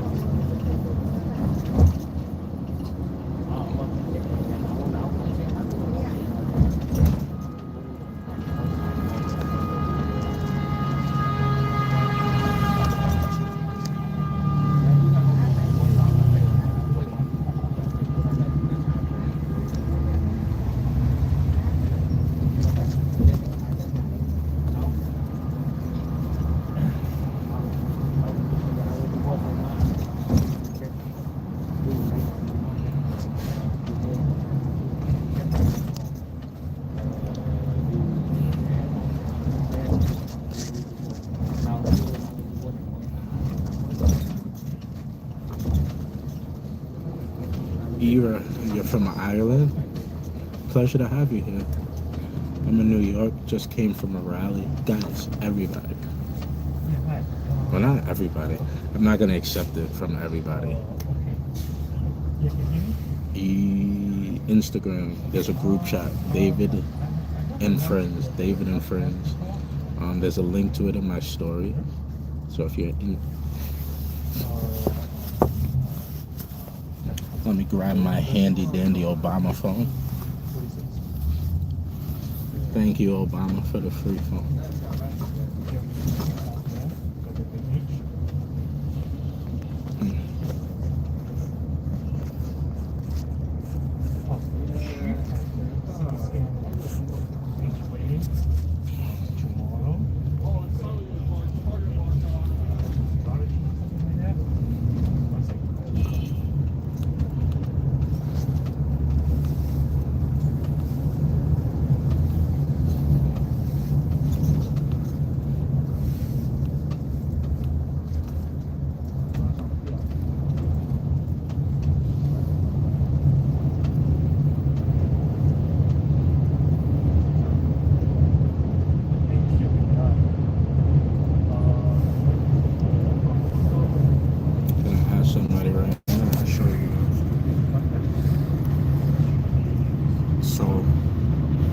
This is the group chat. Got 17 people in there so far. 17 gang. So here's the group chat. How do I show you guys? If you guys just, so you guys can also screenshot this and you could join it later. This is the group chat. Ooh, I could make it black. Ooh, I like it in black. This is the group chat. Instagram, I'm gonna make one for Facebook too. David and friends. It's in my story.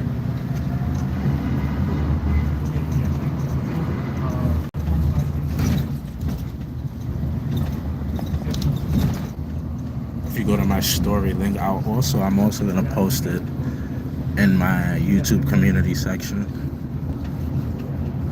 But feel free, go click the link. I should have added to my community section, now I'm gonna do it.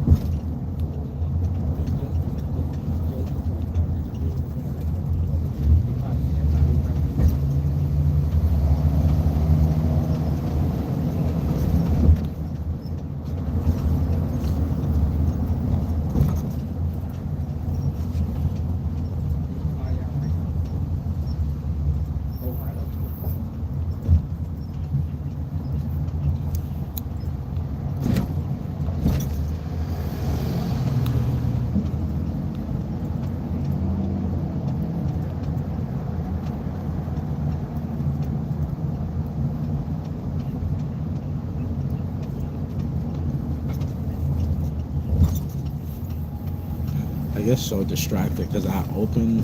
This is why I hate opening the mess or the link. I open it and then I start reading people's message and I forget what I'm supposed to be doing.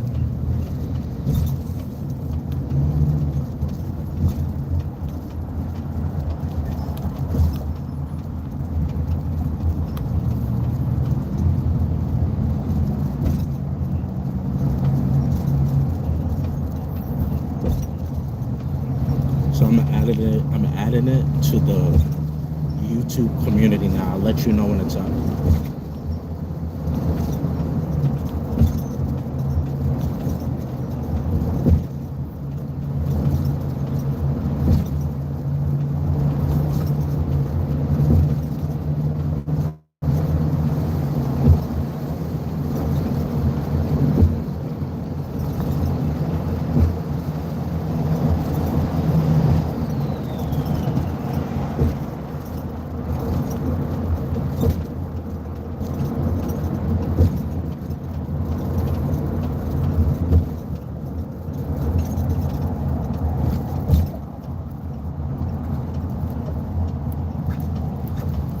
It's up. It's in the community section. Head over there. Click on it.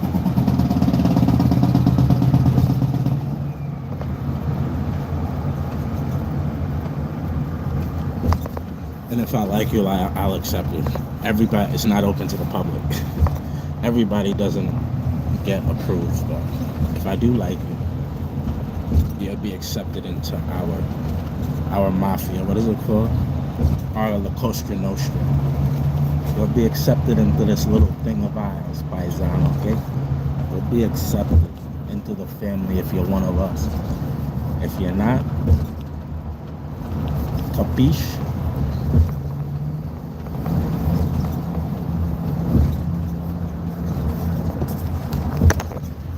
It doesn't even matter what kind of mafia it is. You won't be in it. You won't be in it. Look at that traffic, man. We have traffic on this too. Jesus Christ, bro. I should have just took the train. I hate taking the train.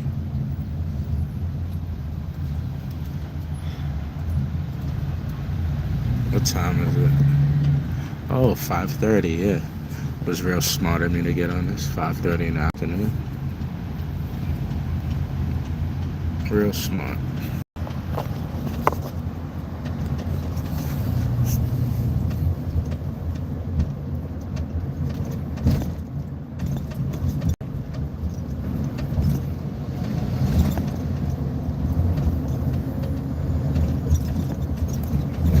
But yeah, the group chat on the IG is up in the chat. Let me take this off.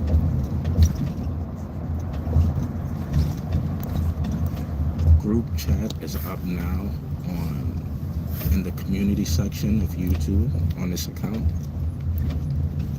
I'm gonna make a Facebook group chat later for those of you who don't use Instagram but use Facebook. And maybe in the future I'll make one for WhatsApp, but right now, Instagram, Facebook. That's where we're gonna have our 2 group chats, because that's where most people are.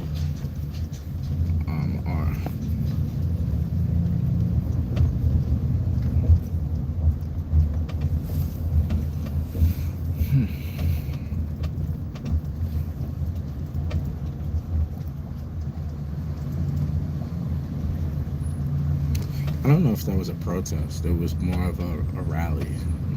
It was more of a rally than a protest. To create awareness for what's been going on in New York and around the country.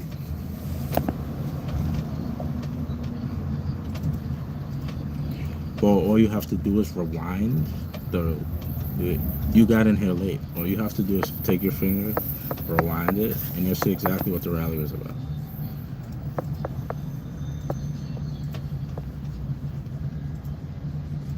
And it was about the First Amendment, freedom of press, our ability to do journalism. It's a constitutional right.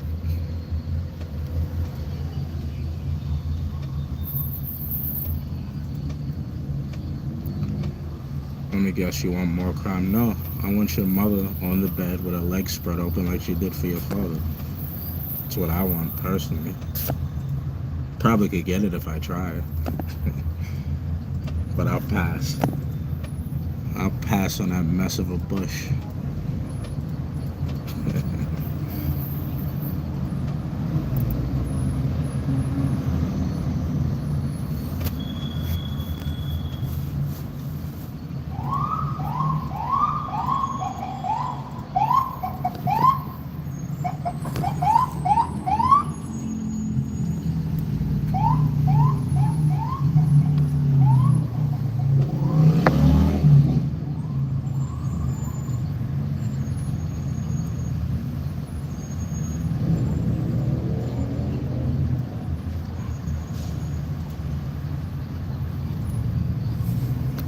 Who can't fight? You better ask and do some research. A little bit of research goes a long way. A long way.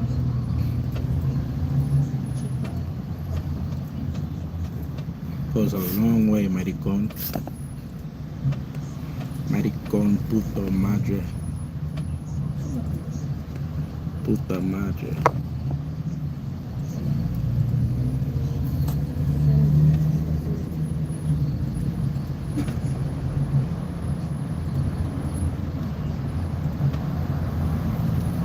Maxwell, say hi. Maxwell, say hi one more time. Say hi one more time, Maxwell. Say it. Do it one more time. Do it one more time. Do it one more time. Do it one more time. Chad Ryan in the house. What up, brother? Do it one more time, Maxwell. One more time. One more time. Just one more. Just do it one more time. One more time. Do it. Do it.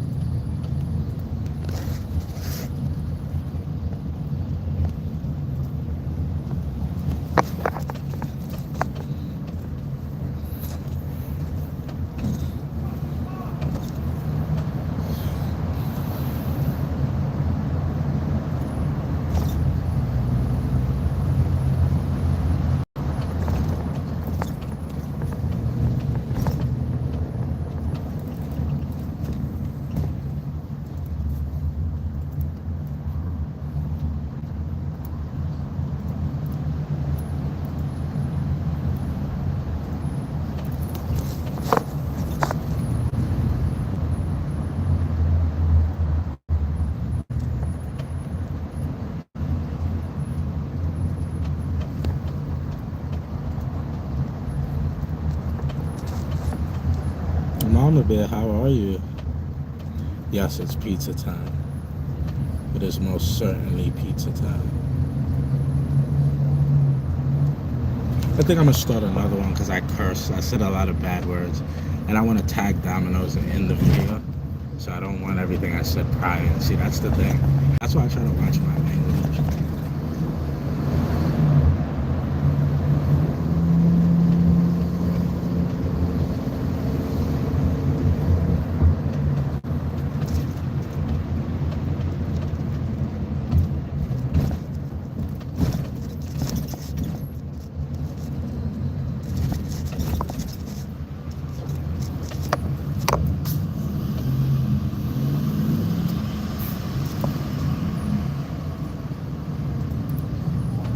When did I get a journalism degree? It was the summer of 1970 when I was first born. And due to my birthright, constitutional, protected rights, it was at that time I got my degree in journalism. I've been using it ever since.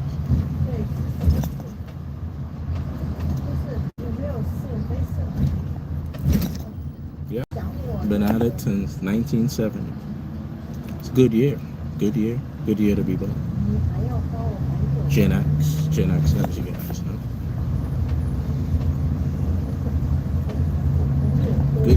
Good year for the country.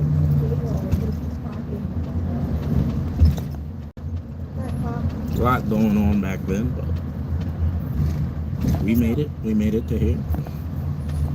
Yeah, much safer.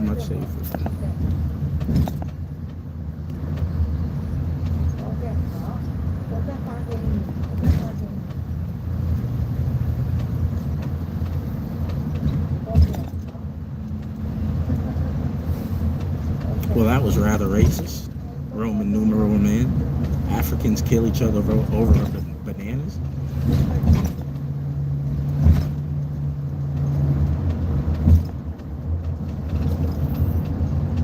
That was rather racist, sir.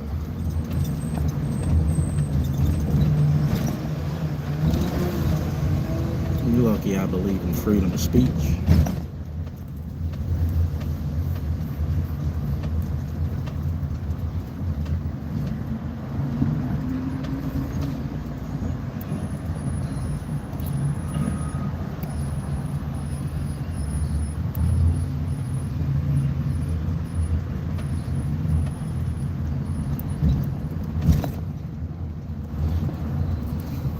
That's why you don't fall around. You never know who you're sitting next to. You should never fall asleep on a bus.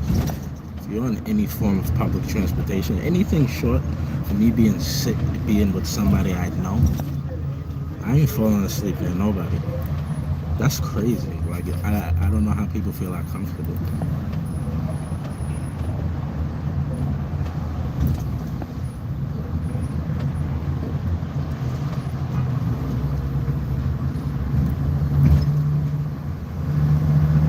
Like somebody was trying to troll me before about the Russian girl that got the thingamajigger.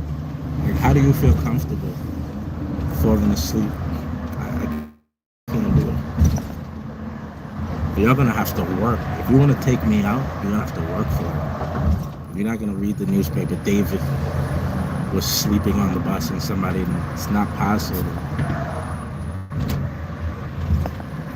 What's up, Chad? I'm not a challenge guy. I love it. I appreciate you. Thank you for the donation. I'm not a challenge guy. I'm not into challenges.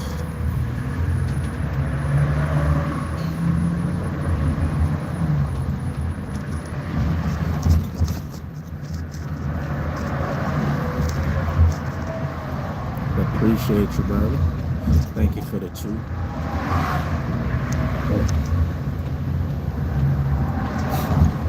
It was worth $2 to say that. Brandon Mitchell, what's up?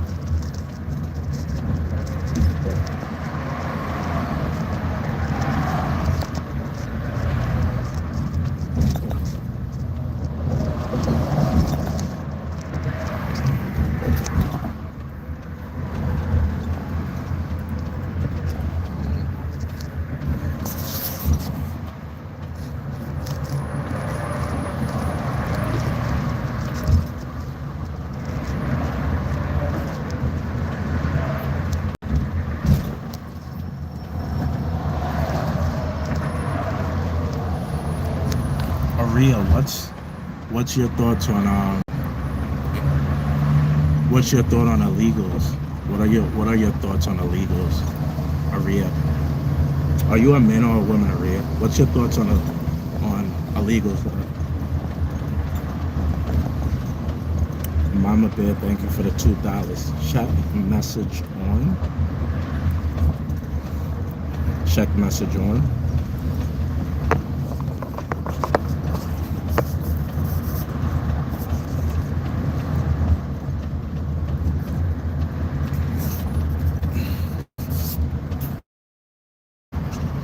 Yeah, on what?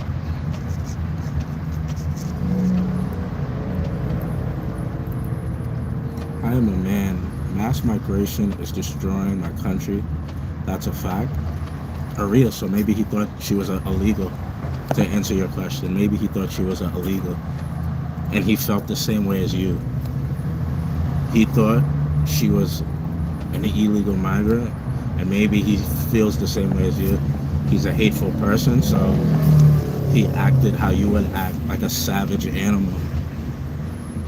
He acted just like you and your mother, so probably that's why he did that.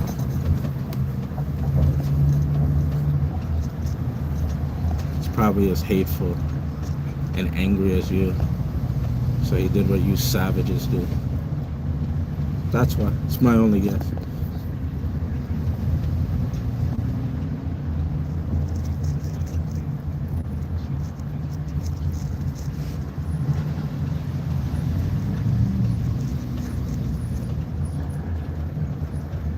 Hope I answered your question.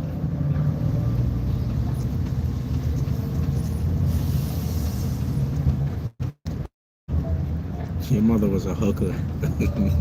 I had a good mother. Yeah, she sure gave a good blowjob. Great. You had a great mother in that regard. Oh, this guy's jamming on a bike. Who knows? I know. I love it when you make your knees touch your elbow.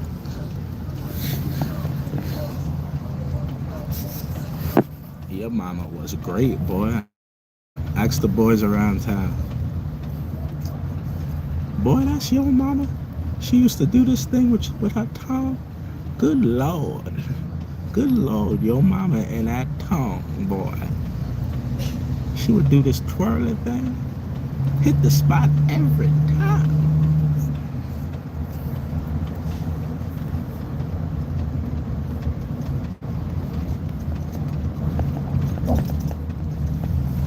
New York, New York.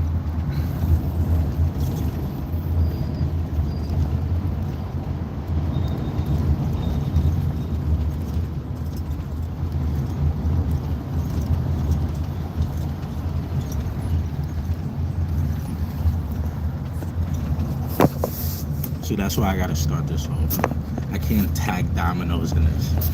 Everything I said, I can't tag dominoes in this video.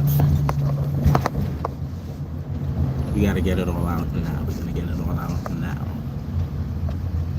All over the place. All over the place. Hottest country.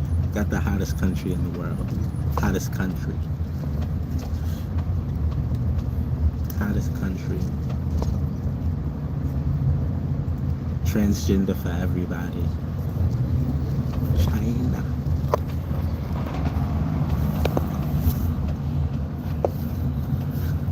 China. Hottest country in the world. Hottest country.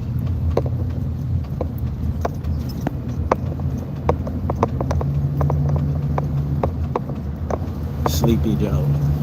Sleepy Joe Biden.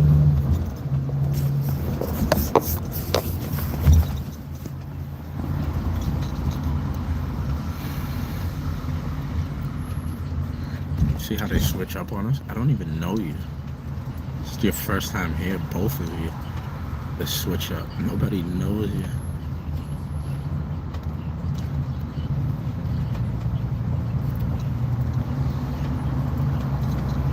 Here's the thing, you ready for the shocker? I'm not against deporting illegal migrants or immigrants. I've been to Mexico, I've been to Colombia. When I go to Mexico and Colombia, I don't have a choice. I have to follow the laws in Mexico and Colombia. So I'm not against deporting people who came here legally. My mother's an immigrant. She came here legally. She's here legally. There's a lot of,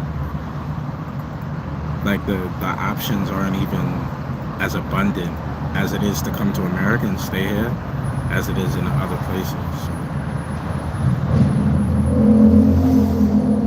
So if you tell me I can't sell a kilo and get rich with, then they also have to follow the law.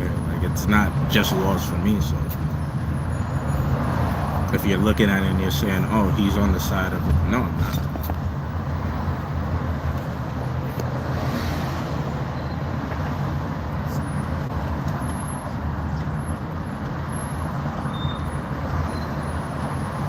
My father's American-born citizen. My mother's from Trinidad and Tobago.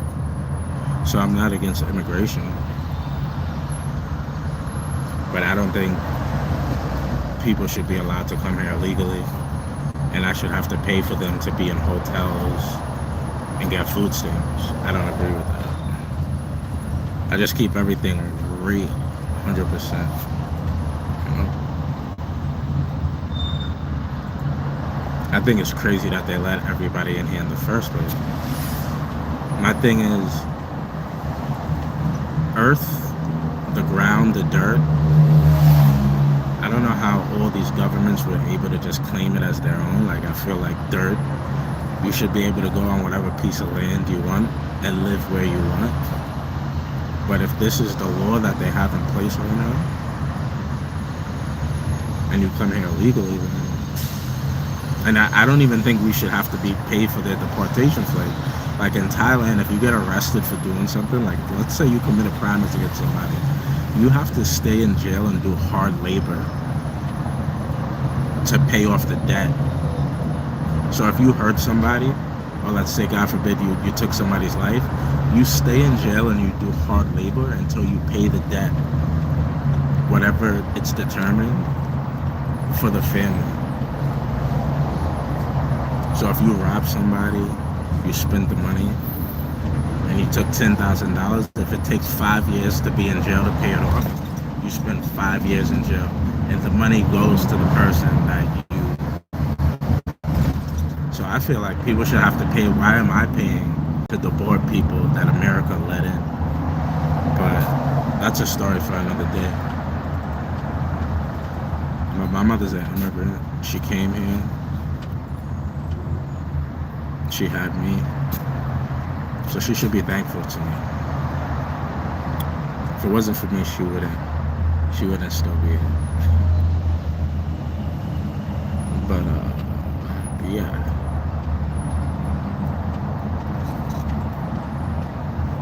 That's my feelings on the topic.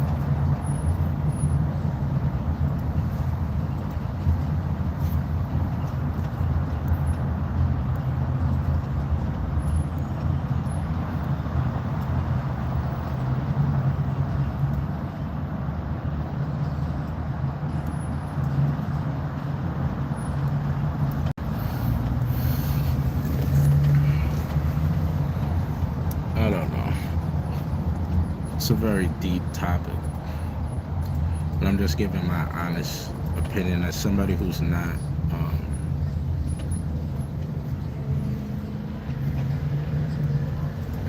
like if I can't sell a kilo because it's illegal, you can't just come here. But I don't know, bro. I don't know what's going on in America. It shouldn't even be I don't know. I don't know.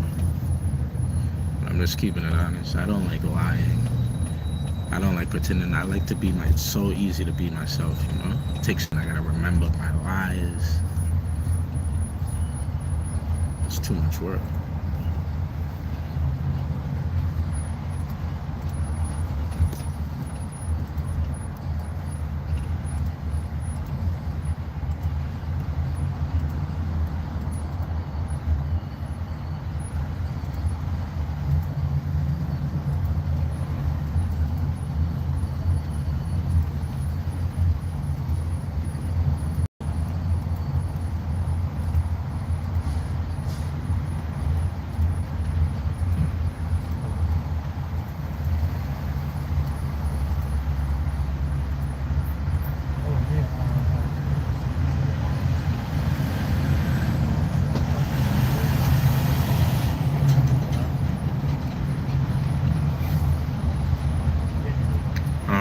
ask a black person. I'm brown.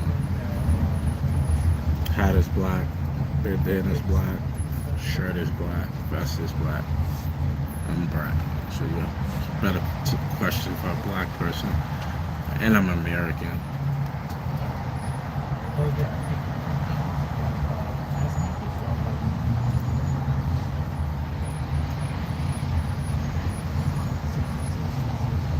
When you address me as an American, I'll answer the question.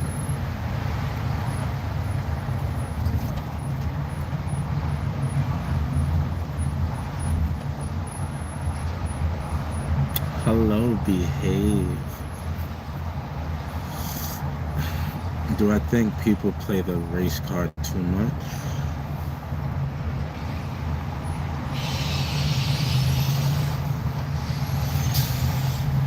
I could see why people feel that way. I could see why people feel that way. I understand why people feel that way. Like me, with everything I go through, you never hear me say the race card. You never hear me say it's because I'm black. I say I'm targeted, and I understand why. It's because I do what I do. And I go after the topics that I go after, and I go after the group that I go after. But you guys never hear me say it's because I'm black, or they did it because I'm black. No, it's because I'm David Butler. I do what I do. I don't take no shit. But it's not. You don't hear me pushing that. You don't hear me pushing that at all.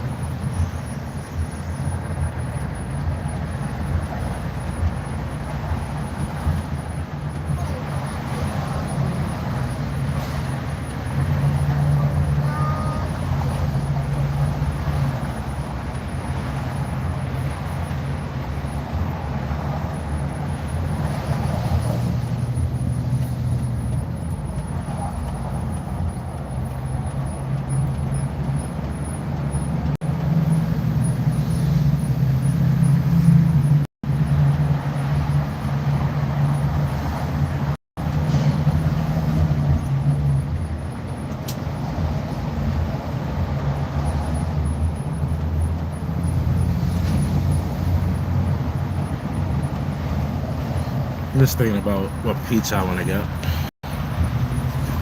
What toppings. How are you, Behave? Why you always leave me? You know I love you the most. Wait, hold on a minute. I'm joking. I mean that on YouTube. Maybe Behaves with her boyfriend. It's like, what did he say? What did he just say, babe? What the hell did he just say? Let me see that phone. What's your name on here? Behave. Why is he talking to you like that? I'm joking.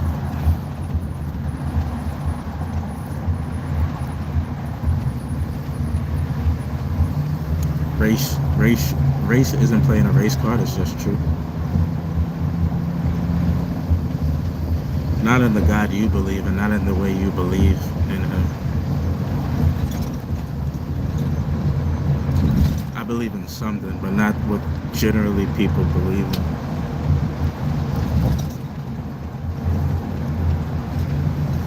Like how, for instance, right? How could you pray to God? How could you be Christian or Catholic?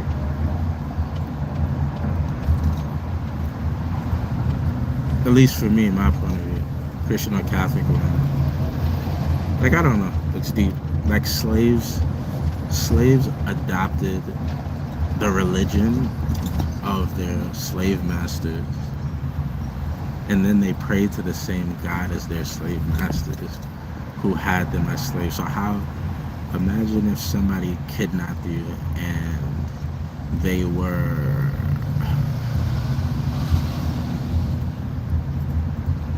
I don't want to use anybody's religion because it could be offensive, but let's say somebody prayed to the sky. There was a religion called the sky. and they kidnapped you.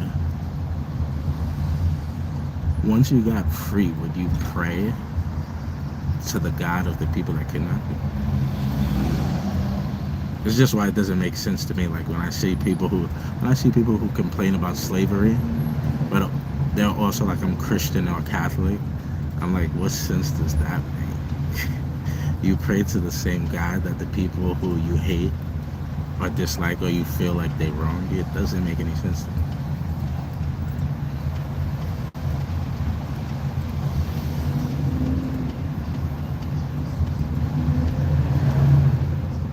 Just my point of view. I'm not trying to convince anybody of anything. I'm just saying I don't believe in the same gods like all you guys believe in. Same religion.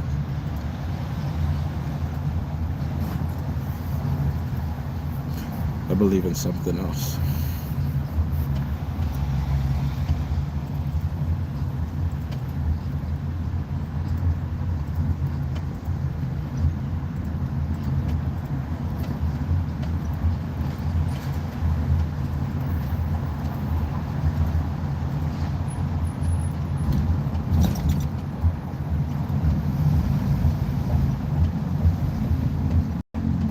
I don't watch movies and I don't watch TV.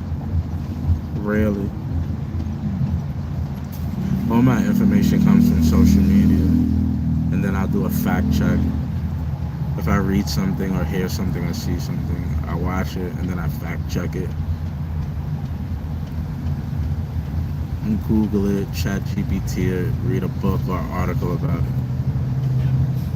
Do my research.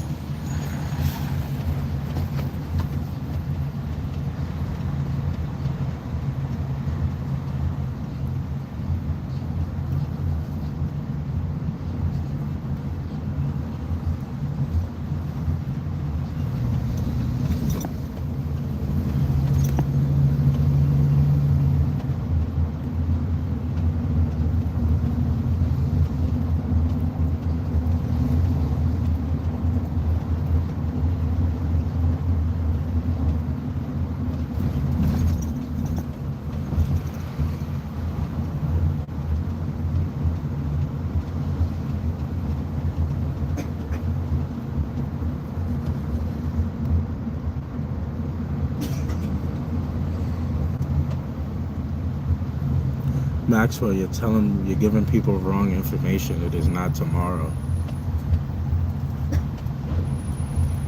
You're giving people wrong information, Maxwell. And that is not true. Oh yeah, guys, the P. Diddy hearing Friday will be on TikTok.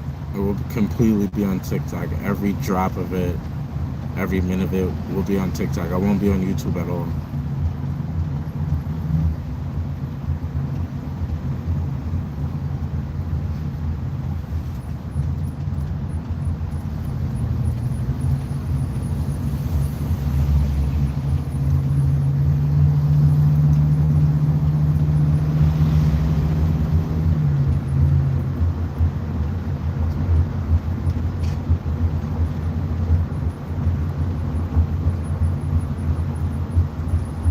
Guys, I'm not trying to convince anybody of anything. You could believe whatever you want to believe. Believe in Santa Claus. Believe in a tooth fairy. The same people who told you about this told you about that. Same people who told you about this is the same people who told you about that. So if you choose to believe in Santa and the tooth fairy and the Easter bunny, God bless you. There's no skin off my back. I don't care. It means nothing to me. You can believe whatever you want. The way I see it, like, if you believe in Santa Claus, you're one less person I gotta worry about. Like, you're one less threat. David, Santa Claus is real. Okay, he is real. You're one less threat. You're one less person I gotta. Is that's gonna be in the way of where I want to go. Believe in whatever you want to believe.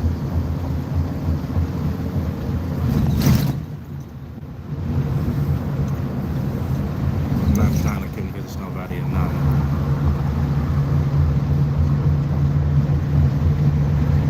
The less people in my way, the better. They'll be confused and again, believe whatever you want to believe.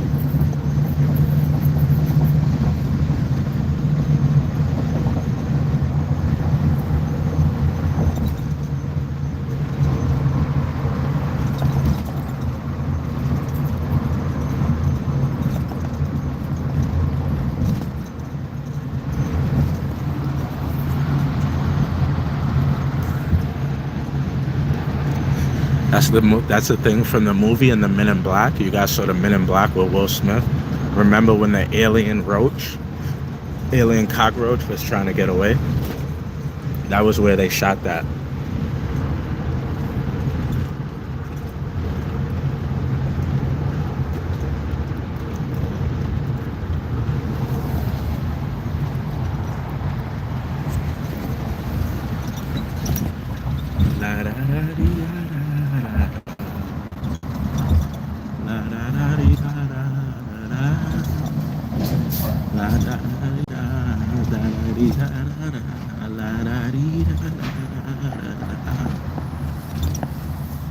You guys like that song?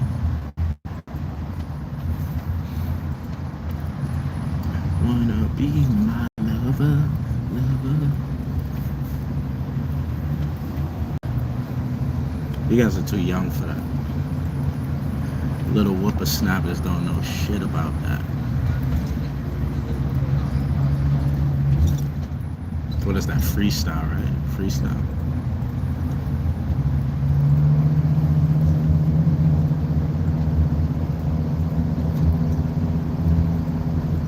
Essay. How you doing, Essay?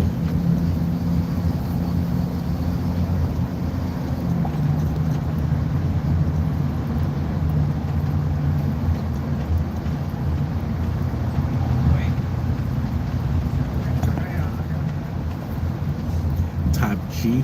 You see what happened to Andrew Tate? That's really concerning. They charged that man, made him spend millions and millions of dollars. He lost time, money, and freedom for them to drop and dismiss all charges. That is insane that they can do that. Regardless if you like him, regardless of how you feel about him, that is insanity that they could do that. And nobody goes to jail for it. Like, you could just do that. Again, like him, dislike him, agree with him, or disagree with him. That is insane.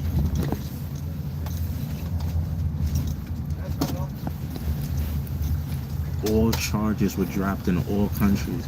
How does all countries drop the charges in each of their court at the same time?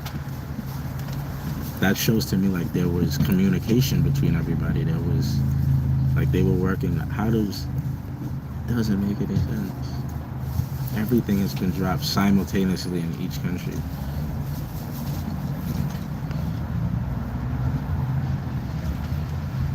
They can just do whatever they want.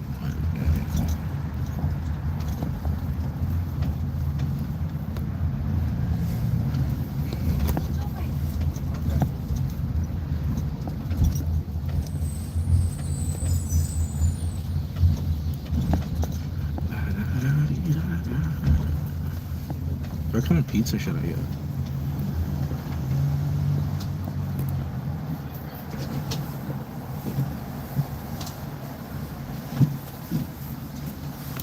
Babe left. Babe is Babe didn't want to sit near me no more. Good babe. More space for me.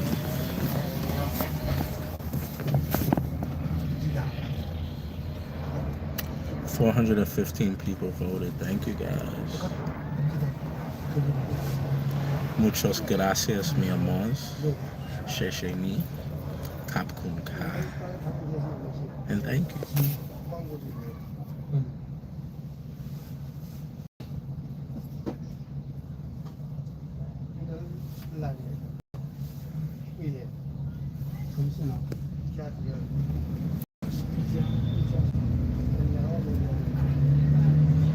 I'm gonna start telling people that I'm not old, I'm an antique. I'm not old, baby. I'm an antique. Priceless.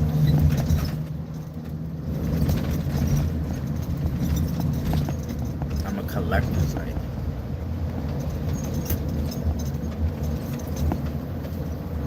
Collector's item.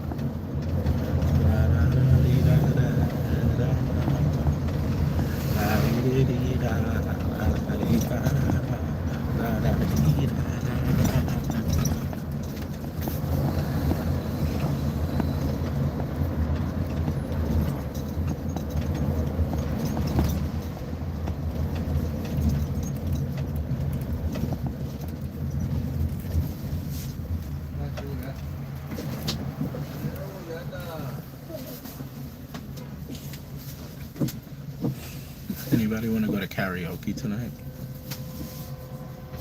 Anybody want to meet up for karaoke? Little karaoke. Little karaoke with the chocolate man.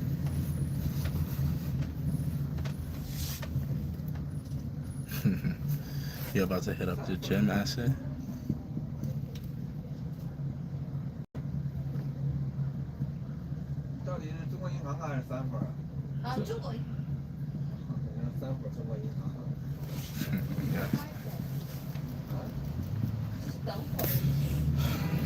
I'm gonna eat the shit out of this pizza.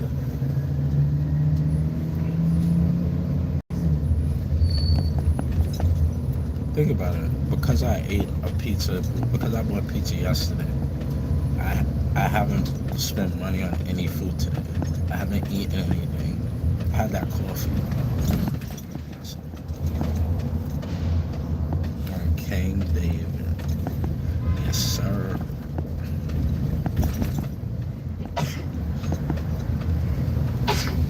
On King David. So shall it be written, so shall it be done. You guys ever saw that movie, 10 Commandments? So shall it be written, so shall it be done. On King David.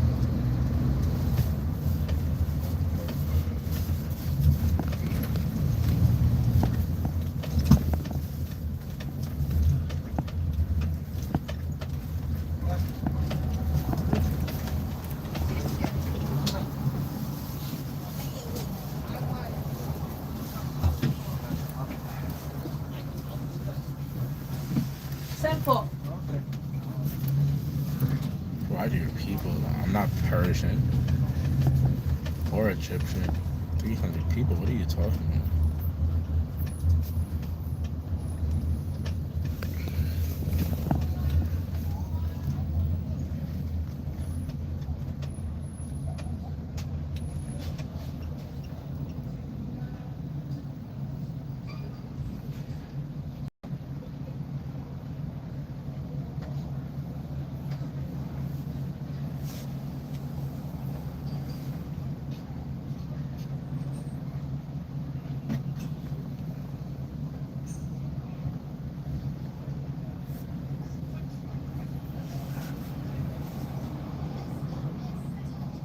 I'm happy about my phone. It did good today.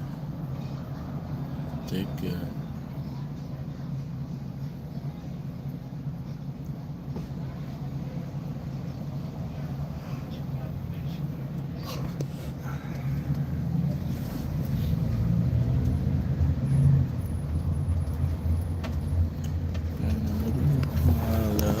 Somebody's coming back to New York.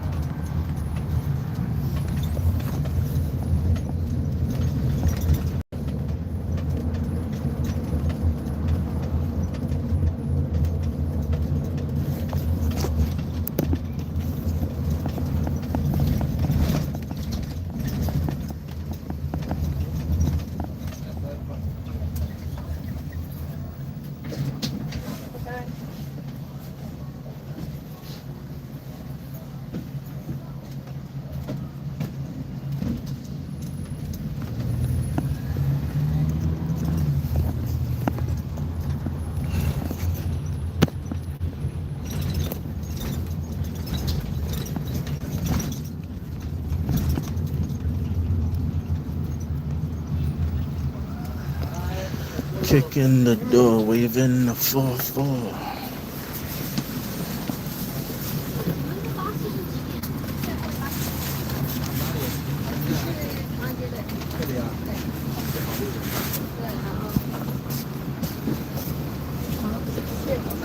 Thank you. Kicking the door, waving the 4-4. Oh, got a nice bear and a cig. What's up, brother? What's up?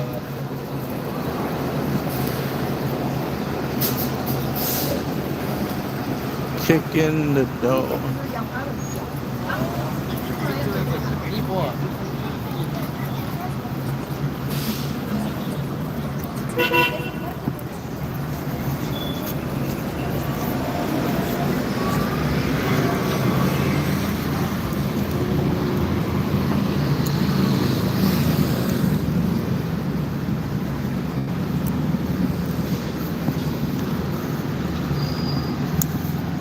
That's where I go shopping for all my goods with my EBT card. Come over here to the 99 cents, 59 cents, 69 cents, 79 cents, 89 cents or less store.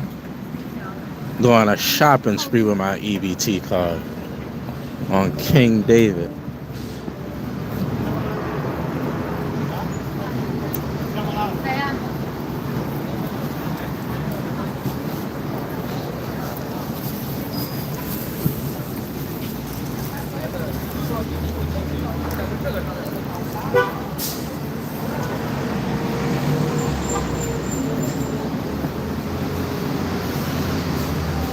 You guys think this guy's doing all right? Is he all right? Is he dead?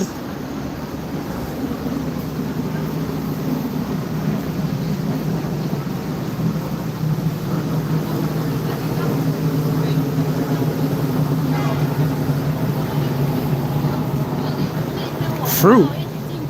You guys talking about me? You guys know I'm a regular old fruit basket. Definitely a fruit pot, if I do say so myself.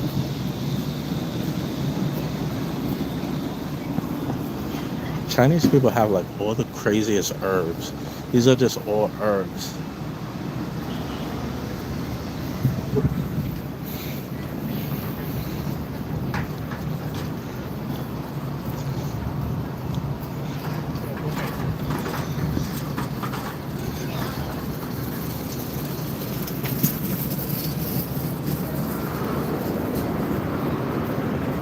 Might have to come back later, pick this up for my nice Section 8 housing. You know, always some good quality things. Another man's trash. One man's trash is another man's treasure. Look, all you need is a little shoe shine here. Clean this right up. I got a nice table nightstand for put my phone on the charge, you know. Nothing wrong. Look, this is an easy fix right here. Just put this here, put that there. Have my little project home looking real nice, spick and span.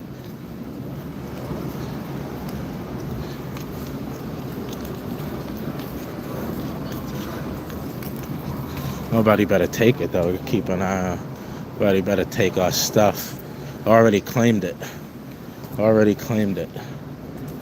Yeah, keep walking. Don't touch it. Yeah. Already claimed that. Claimed it on camera. Nobody better touch it. Coming back for it later.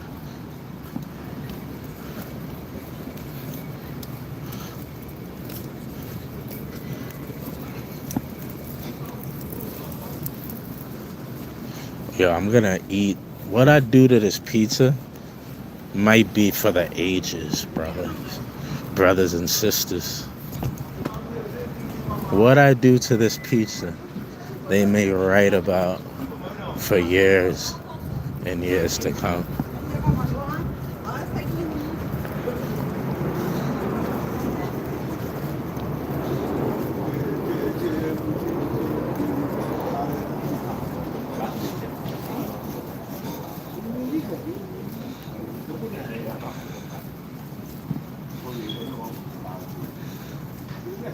I say this is gonna be big. Yesterday, I don't know. I don't know how I felt about putting the cheddar cheese on. I don't think I'm doing that today. With no cheddar cheese. I don't even know what toppings to go with, guys.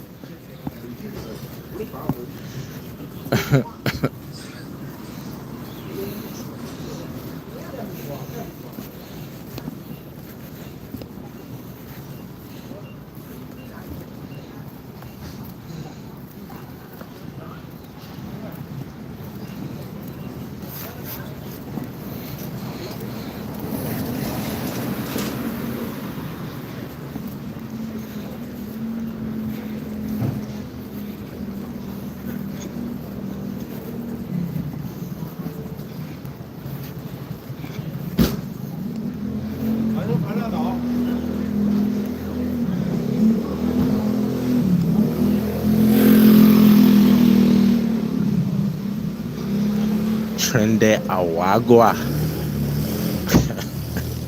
Was that racist that I looked at him on the scooter and thought that? Trende Awagua.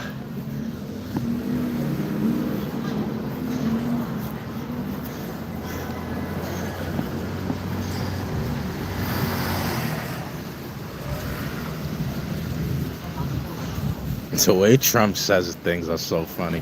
Trende Awagua. China.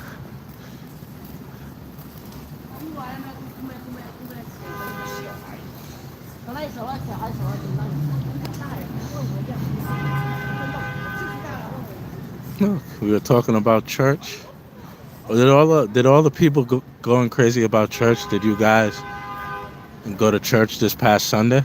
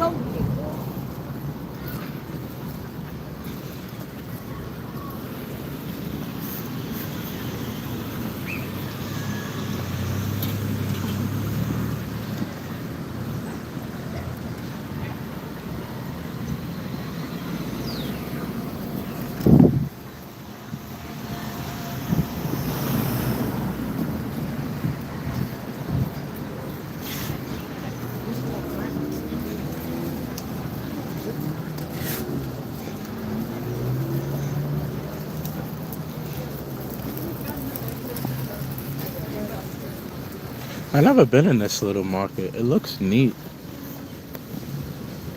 What do they have there? Sweet, oh Jesus, I don't like sweet potatoes. I always pass this and never look at it.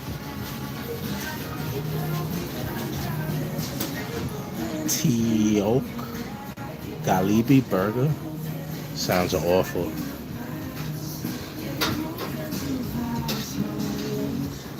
Cooking up something over there.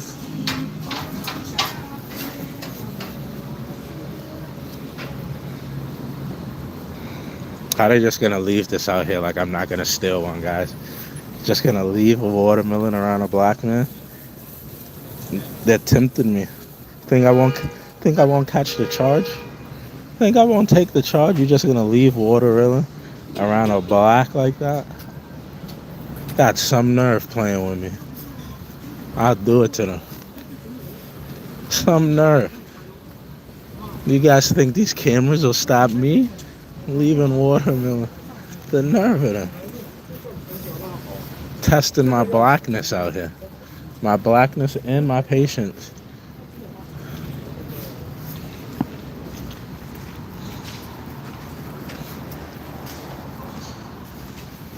Right? I should take her, right?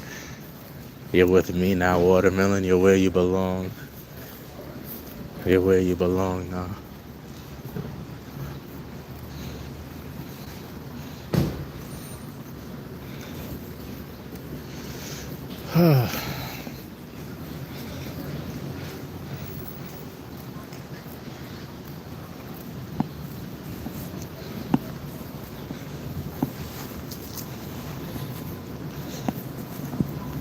It's fall, guys. Fall in New York. It's officially fall. And you got the yellow leaves on the trees.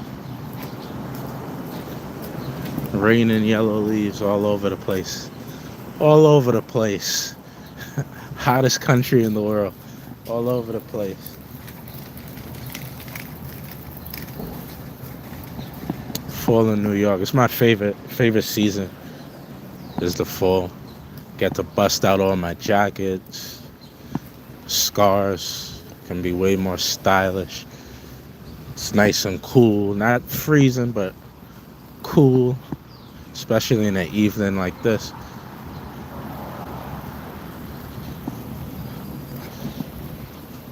Why does New York have a rat problem?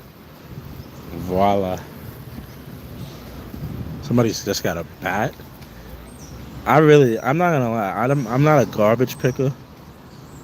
Oh, it's a wiffle ball bat. It's not even a real metal bat. I could use that. I could use that in the old store. Nice metal bat. Play baseball.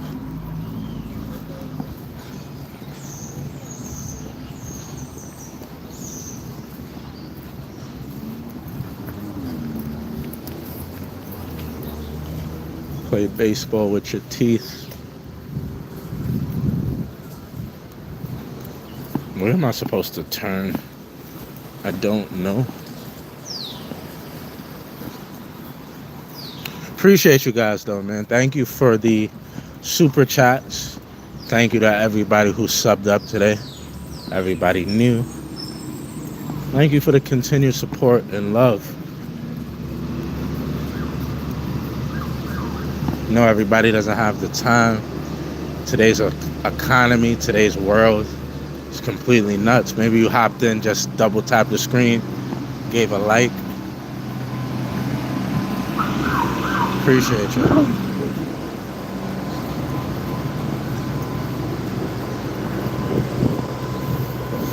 Dropping a comment. Hateful or not. Appreciate you. Y'all could be doing 1,000, not even 1,000, literally 1 billion other things. So many options in the world. So to have 53 of y'all here, appreciate that. Miss Know Nothing. You're just a miserable old hillbilly. Like, I was watching your content with your crusty finger, crusty band-aided up finger. You're like the hillbilliest person I've ever seen. Such a hillbilly. Guys, go look at Miss Know-It-All. An old hillbilly who in high school, she used to try to talk to the black guys and they didn't give her any time of day. She tried to hang out at the table with the cool black girls. They abused her, so now she hates black people. All she does is go on her channel, and she's like an old slow person. Like, she doesn't know how to turn on screen record to record the screen. So she's got her old hillbilly phone and her old hillbilly iPad, and she's physically recording the iPad, the hillbilly iPad with the hillbilly iPhone, and hillbilly having a hillbilly stream. It's just hillbillying all over the place. She's old as hell. She's literally withering on. I'm joking. I'm joking. I love you, baby. My baby. But all she does is talk about black topics and politics from her old crust. Look at, guys, look at when she taps the phone with that band-aided finger. I'm joking, baby. I'm joking. I love you. I love you, boo. I love you, boo, boo. You know you can have this chocolate any day of the week. Any day of the week. I'm yours, baby. But yeah, I don't know what's her deal. Like, I apologize for whoever black hurt you in this world. Whatever black person did this to you that makes you have so much hate and animosity towards the blacks in America. I'm an American. So I don't relate. Like, I don't care that you hate the blacks. But yeah, I want to apologize on their behalf. You know, I want to apologize for them for hurting you. Hurt people. You're clearly hurt. You're clearly attempting to hurt the blacks. And as a spokesman for the blacks, as an American, I just want to say, I'm sorry. Whatever they did to make you feel this way, that you just consistently find a black topic about black people, and like the hillbilly spit is flying out your mouth with your crusty finger, and you're touching the screen like, Krishan Rock. Look at these blacks. And when your tooth falls out, her teeth be falling out on the stream, hillbillying all over the place. I still love you. You see, I could be disrespectful right now and say me. I'm not going to do that. Because there's enough hate in the world. I'm here for you. I love you. I would never disrespect you. And, yeah, like, there's too much hate in the world. Too much hate.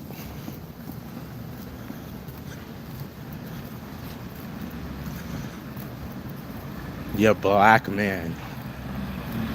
Yeah, you're forget black man, you're a man, like you got one. My black man. As though she has any man. Even your imaginary man. How your imaginary boyfriend leave you?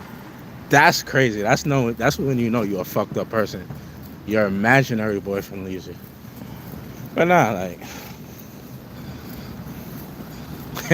how's your imaginary boyfriend also your cousin because you're a hillbilly?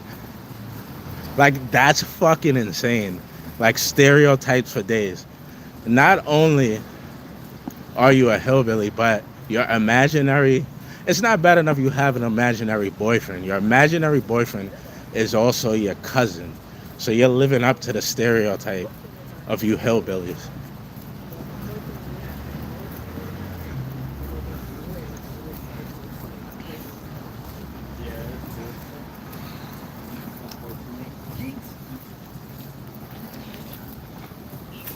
What you talking about? You think if me and Miss Know-It-All, like, I walk into a restaurant or a bar, because hillbillies don't go in restaurants. So I walk into like some Hicksville bar, right? And they're playing like she'll be coming around the mountain when she comes. She'll be coming around the mountain when she comes. She'll be coming around the mountain. She'll be coming around the mountain. She'll be coming around the mountain when she comes. Right? So they're playing.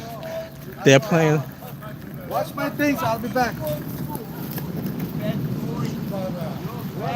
They playing some shit like that, right? So I come in. I'm like, let me get a Heineken. We don't drink Heineken around these parts. We drink Budweiser, boy. We drink Budweiser around these parts, boy. What do you think we are, Germans? So I'm like, all right, let me get a Budweiser, bro. Can you pay for it, boy? Do you have the funds necessary to purchase this American draft? Oh, yes, sir. Yes, sir. I sure do. In fact, let me get a round for the bar. Ooh, yeehaw! Now he talking our language, right? And then I see Miss Know-It-All sitting her weird ass at the end of the bar all alone. Even the other hillbillies don't deal with her. You think if I gave Miss Know-It-All the opportunity for me to dip this Hershey's Kiss in her, you don't think she'd give me the chance? Hello? Hello? Hello? I wouldn't even have to try with Miss Know-It-All. It's easy peasy. Out the fucking park. Grand fucking slam. Wouldn't even have to buy her a drink.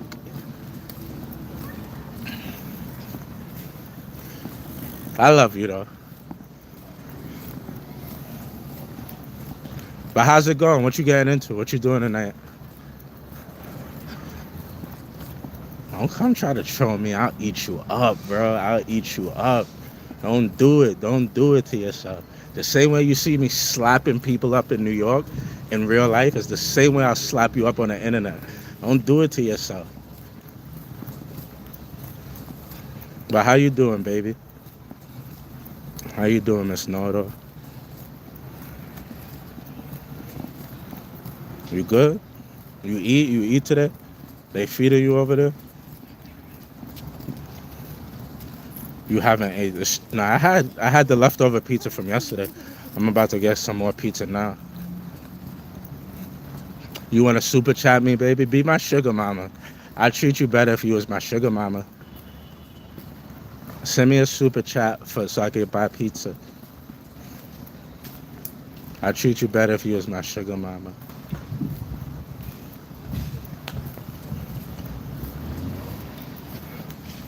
I treat you good. You know I'm joking. You know I love you.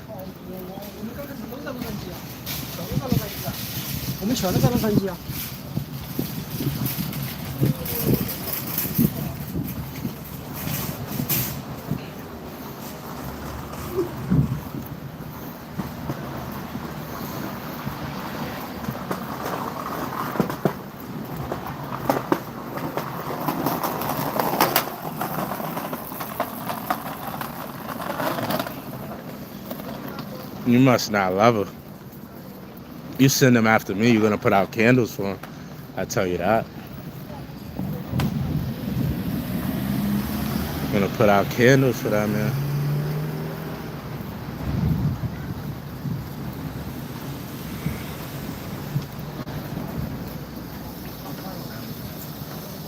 I have enough death threats to make it make sense to a court, you know? But Your Honor, he does deal with a substantial amount of death threats. He's been attacked. He's been forced to defend himself. It's tragic. It's tragic that people think they could come and approach kings, King David, while he's walking through his kingdom of New York City. And then you're gonna be GoFunding me all over the place. My poor little Johnny never hurt a soul. He just wanted to ask him a question. Should have never let you niggas free. Should have never let you niggas free.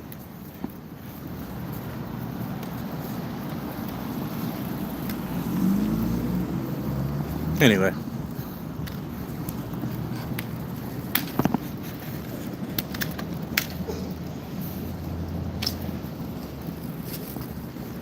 You need it? You need that? Oh, you're moving it. Why is she moving the garbage from the driver? That's weird.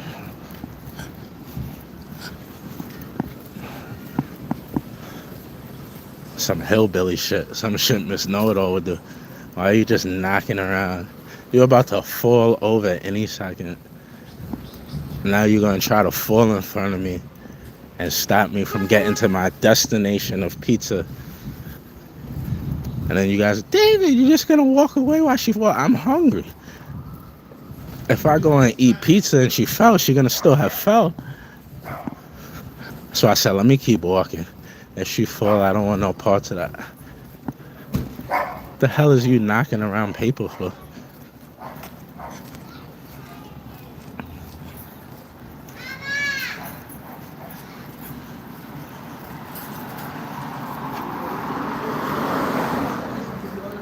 Basketball people and burrito bowl people. That's hilarious. What are you talking about? Black people? Are you talking about like black people and Mexicans? That's actually quite hilarious. Basketball people and burrito bowl people. That is actually a good one. What does that mean? That's funny though. That is mad funny.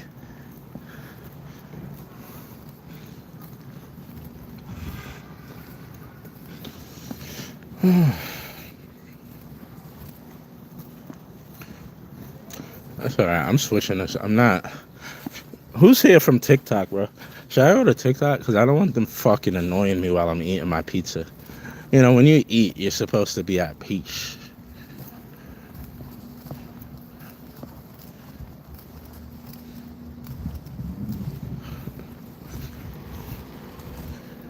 Hit me with your best shot. Fire away.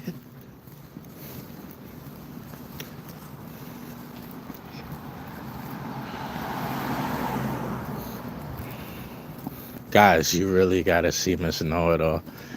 Like, if you, from her, like, chat personality, you'd be like, oh, this gotta be some spunky, bad, blonde bitch from, like, Bel Air, sexy, long legs, perfect tan. This is a ghostly, old-looking fucking hillbilly witch.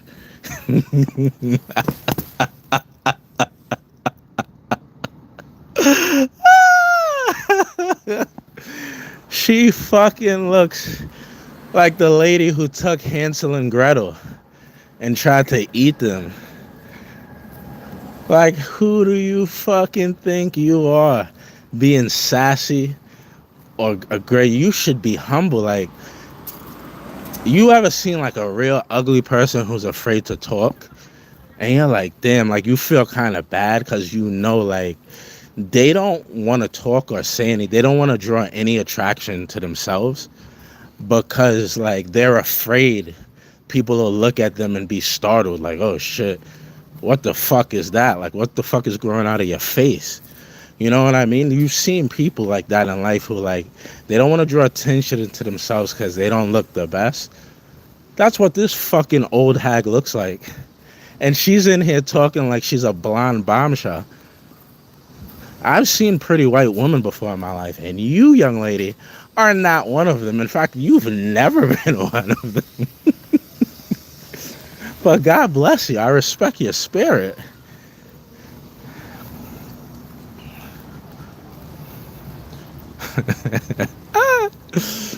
Oh, my Lord. Good Lord. God forgive me. Lord Jesus. Jesus. Forgive me, Lord.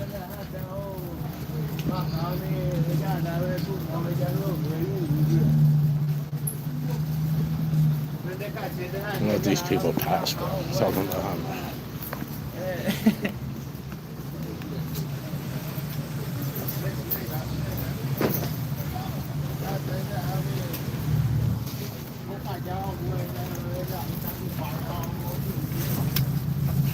EBG. EBG, they say I'm on EBT. What up, my guy? How you doing? EBG, they say I'm on EBT. When I fucking get on EBT, I'm throwing a fucking EBT party. We getting lit. Litty. Oh, I got a drink in my bag.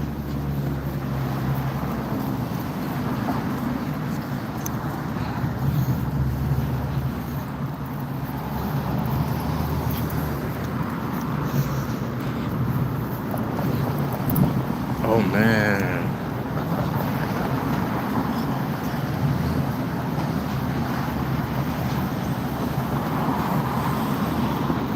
So, Miss Know-It-All, you telling me if you were single and I saw you at an airport, like we just landed, we getting off the plane, we walking at immigration, I'm like, damn girl, where you from? You from like Alabama? Alabama? What part? Ooh, you from Alabama, girl? What part? Go Crimson Tide, girl. Ooh, how you doing?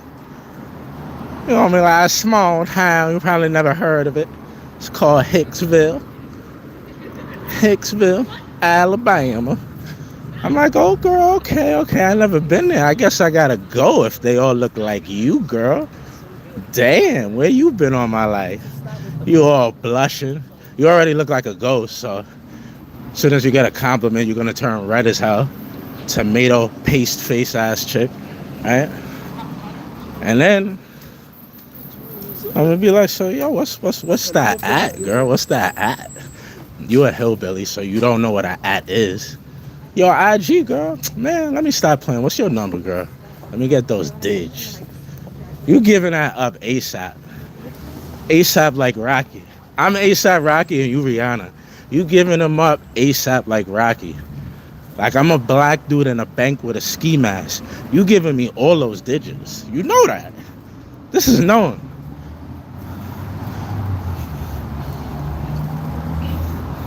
That's easy work. Like, I'm gonna forget to call you. I'm gonna definitely forget to call you, but that's easy. That's light. That's light, shit.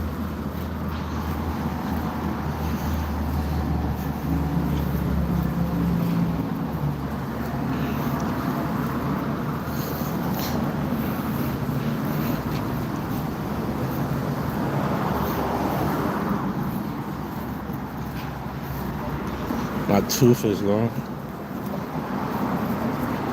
I don't even know what that means. Alright, my tooth is gone. I don't know.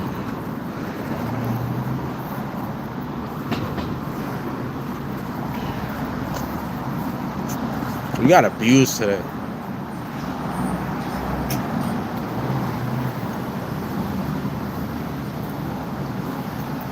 We got abused, shorty.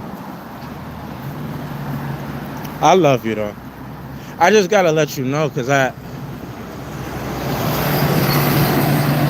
every once in a while you gotta slap somebody up to let people know it can happen. Like I don't ever want to troll or troast the thing like, oh, we're getting to him. Nah, bro. I just be choosing not to cook y'all up because I be at a protest, like I'm working. I'm covering something that's near and dear to people. So I don't want to be just chopping y'all up, but now y'all know, like, it could happen. You watch yourself. You be mindful. You show some Southern hospitality and Southern respect when you come in my channel.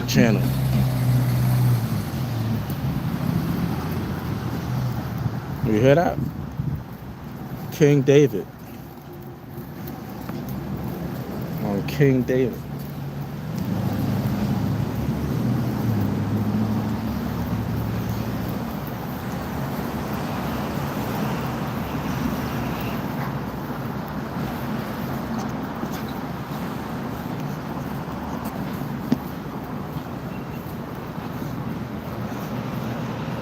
Heaven is a place on earth. Heaven is a place on earth. And it's called Domino's. Domino's.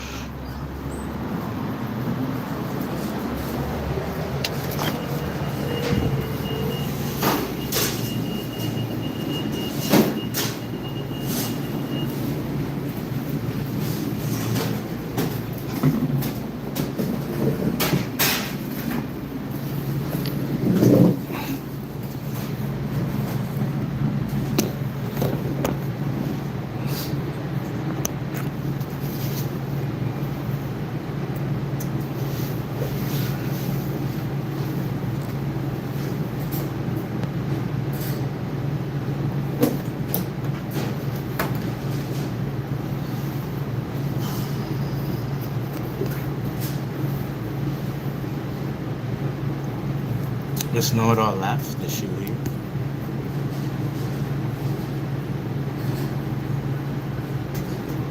Where you at, baby? you at, my vanilla milkshake? Where you at? Where you at, girl? What do you know I love you? You know I love you, baby.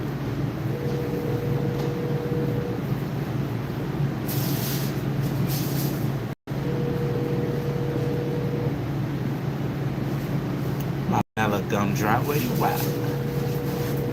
I gotta end this because I cursed and I said so much bad shit.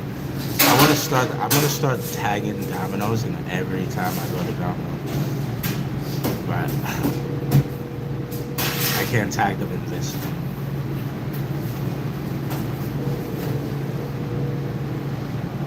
Wow, Miss Know-It-All laugh, bro. You're so scary. You talk all that smack, and when the heat gets too much, you dip. That's what I be saying. Like, why people be messing with me? And then you're gonna get abused and you're gonna feel bad. Oh, there she is. What you eating tonight, girl? Baby. We should do a live together, Miss Know-It-All. Would you be up to that? Could we do like a live together? You know how to do it, right?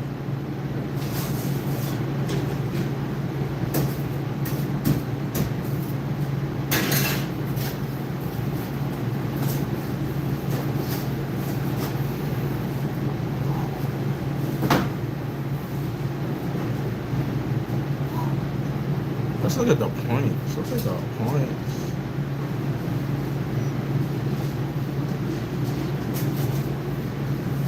Look at the points.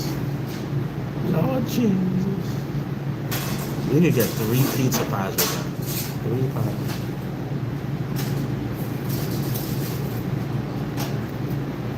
pies. David has no teeth. I have teeth. You have literally 1 tooth. You haggly old thing. You literally have 1 tooth, hillbilly bastard. Like literally, you have 1 tooth.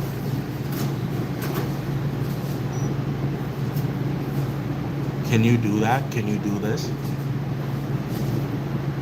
You have 1 tooth. Literally 1 tooth. Chewing tobacco and hitting that and messing around. Chewing tobacco and messing around. You got 1 tooth, girl.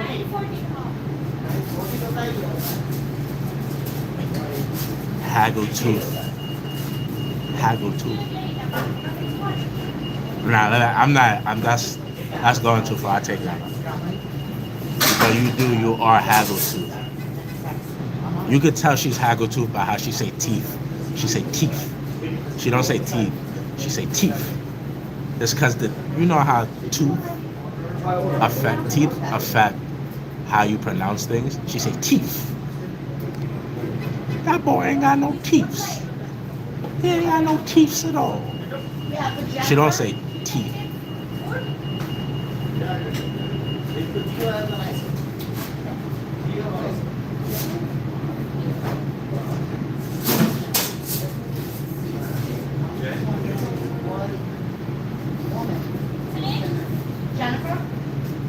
A little pepperoni, a little Italian sausage, a little bacon.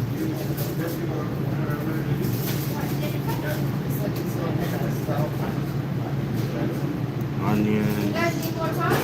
Green It's not peppers. ready. If it's not ready, I'll wait till you call. I'm sorry? Jen, yeah. Yeah. Sorry.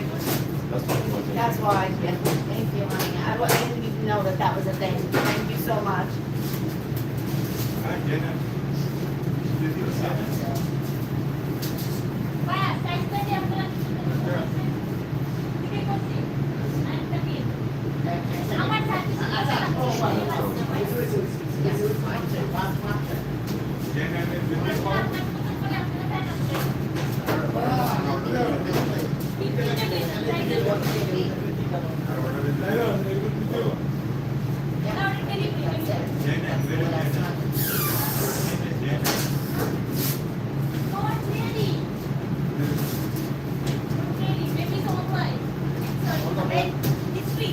So we got the pan pizza. Extra tomato sauce. Extra cheese. Extra, no, just beef, pepperoni, Italian sausage, bacon, Okay, oh yes, thank you so much. onions, green peppers, shredded parmesan. Should we get some shredded provolone? What y'all think?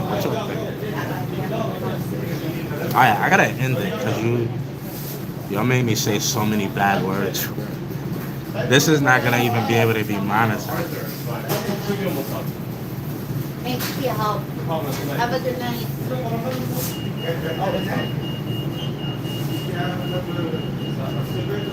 I'm sorry, Mr. Nolan. My mother actually didn't raise me like that. I kind of feel bad. I was really mean to you. And I'm not even joking. I feel bad. I'm sorry. I just don't like that you switched up. Like, I removed your mod access, which I didn't block you. I didn't time you out. I didn't stop you from commenting. And I explained the reason why. What I've been dealing with. There's people literally from all over the world. Are they senators? They're not senators. What are they? I think, yeah, some of them are Congress members. Oh, what an issue. I don't know. There are... what is AOC? Like, yeah, some of them are like Senate... people who have Senate seats that watch. I can't have you saying, like, people are bean eaters and wetbacks. I can't have you saying that. Like, we've moved past the point of just simply having fun. There's like, we're covering serious topics. And I can't have you as a blue check representing the channel just saying crazy things like that. People think my channel is that of like spreading hate. Arthur, the first one? Arthur C. Mango hot banana beans? No, it was the triple topping. Arthur C. It's coming. Coming. Yeah, bacon, Italian sausage, and chicken. Coming.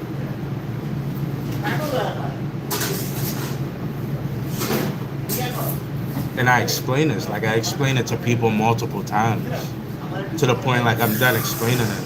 Especially if you're a mod, like if you've been around, how you gonna be mad that you lost the mod range and you've never even been here when I've said like topics, I've said things for like 20 different times before I started taking action. I said it like 20 different times. Guys, don't do this. Don't be hateful. Don't be hateful to just be hateful. If you have an opinion, express the opinion and have a debate about it. But don't just say like free KFC. People are saying free this or free that. And you're saying free KFC. You could say it, but you can't say it as a mod. So you're not getting banned from the channel. You're not getting kicked from the channel. You're just not a mod. And I don't use my mods don't have to do anything. Now she see, look, I whooped her ass so bad. Now she's speaking Spanish.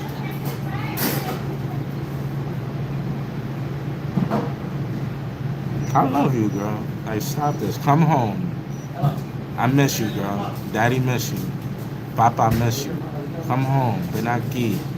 Mi amor. Tu casa, mi casa. Come home, girl. Come back home. Come back home. You know you like the chocolate. Come back home. Come back home, baby. I need you. I miss you, baby. Been out here in them streets too long.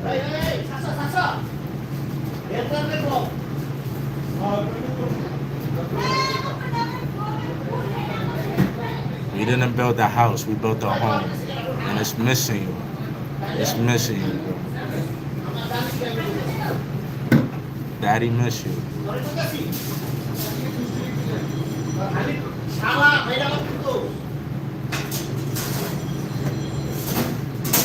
Ordered it, guys. It's been ordered.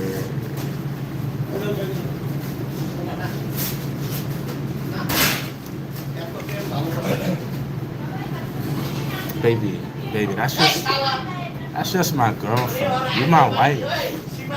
You're not just my wife, you my life. Forget about those other girls. Forget about those other women. You everything to me, baby. You everything.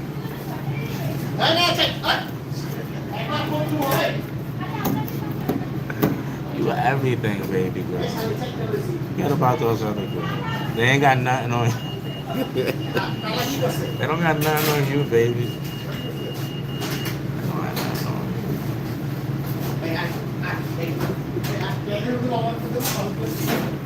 on you. You the reason all the neighbors know my name, baby. You the reason all the neighbors know my name. The girls ain't about nothing. Come home, girl, come home. Come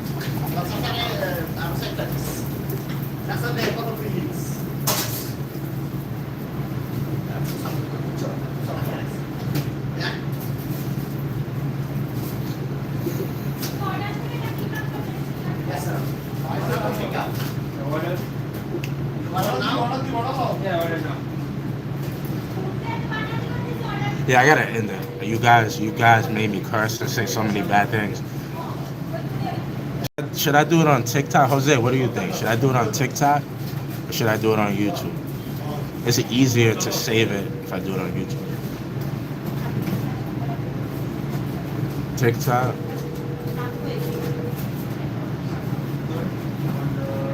Do protests work? Let's look at the vote. 62% of the people said no, protests don't work. 38% of the people said yes. So no is the answer to that. You don't believe protests work.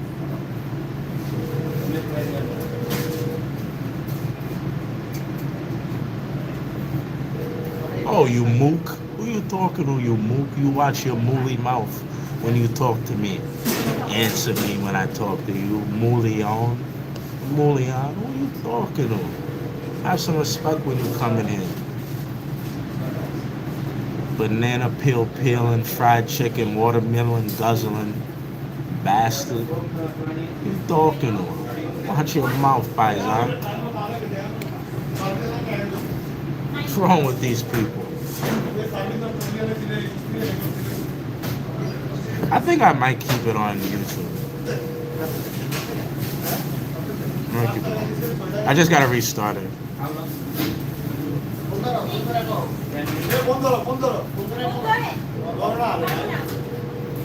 I restart. I'm gonna restart it, guys. I'll be back. Listen, no, that was for you. I appreciate y'all. Love y'all. I don't know, bro. Should I do it on TikTok?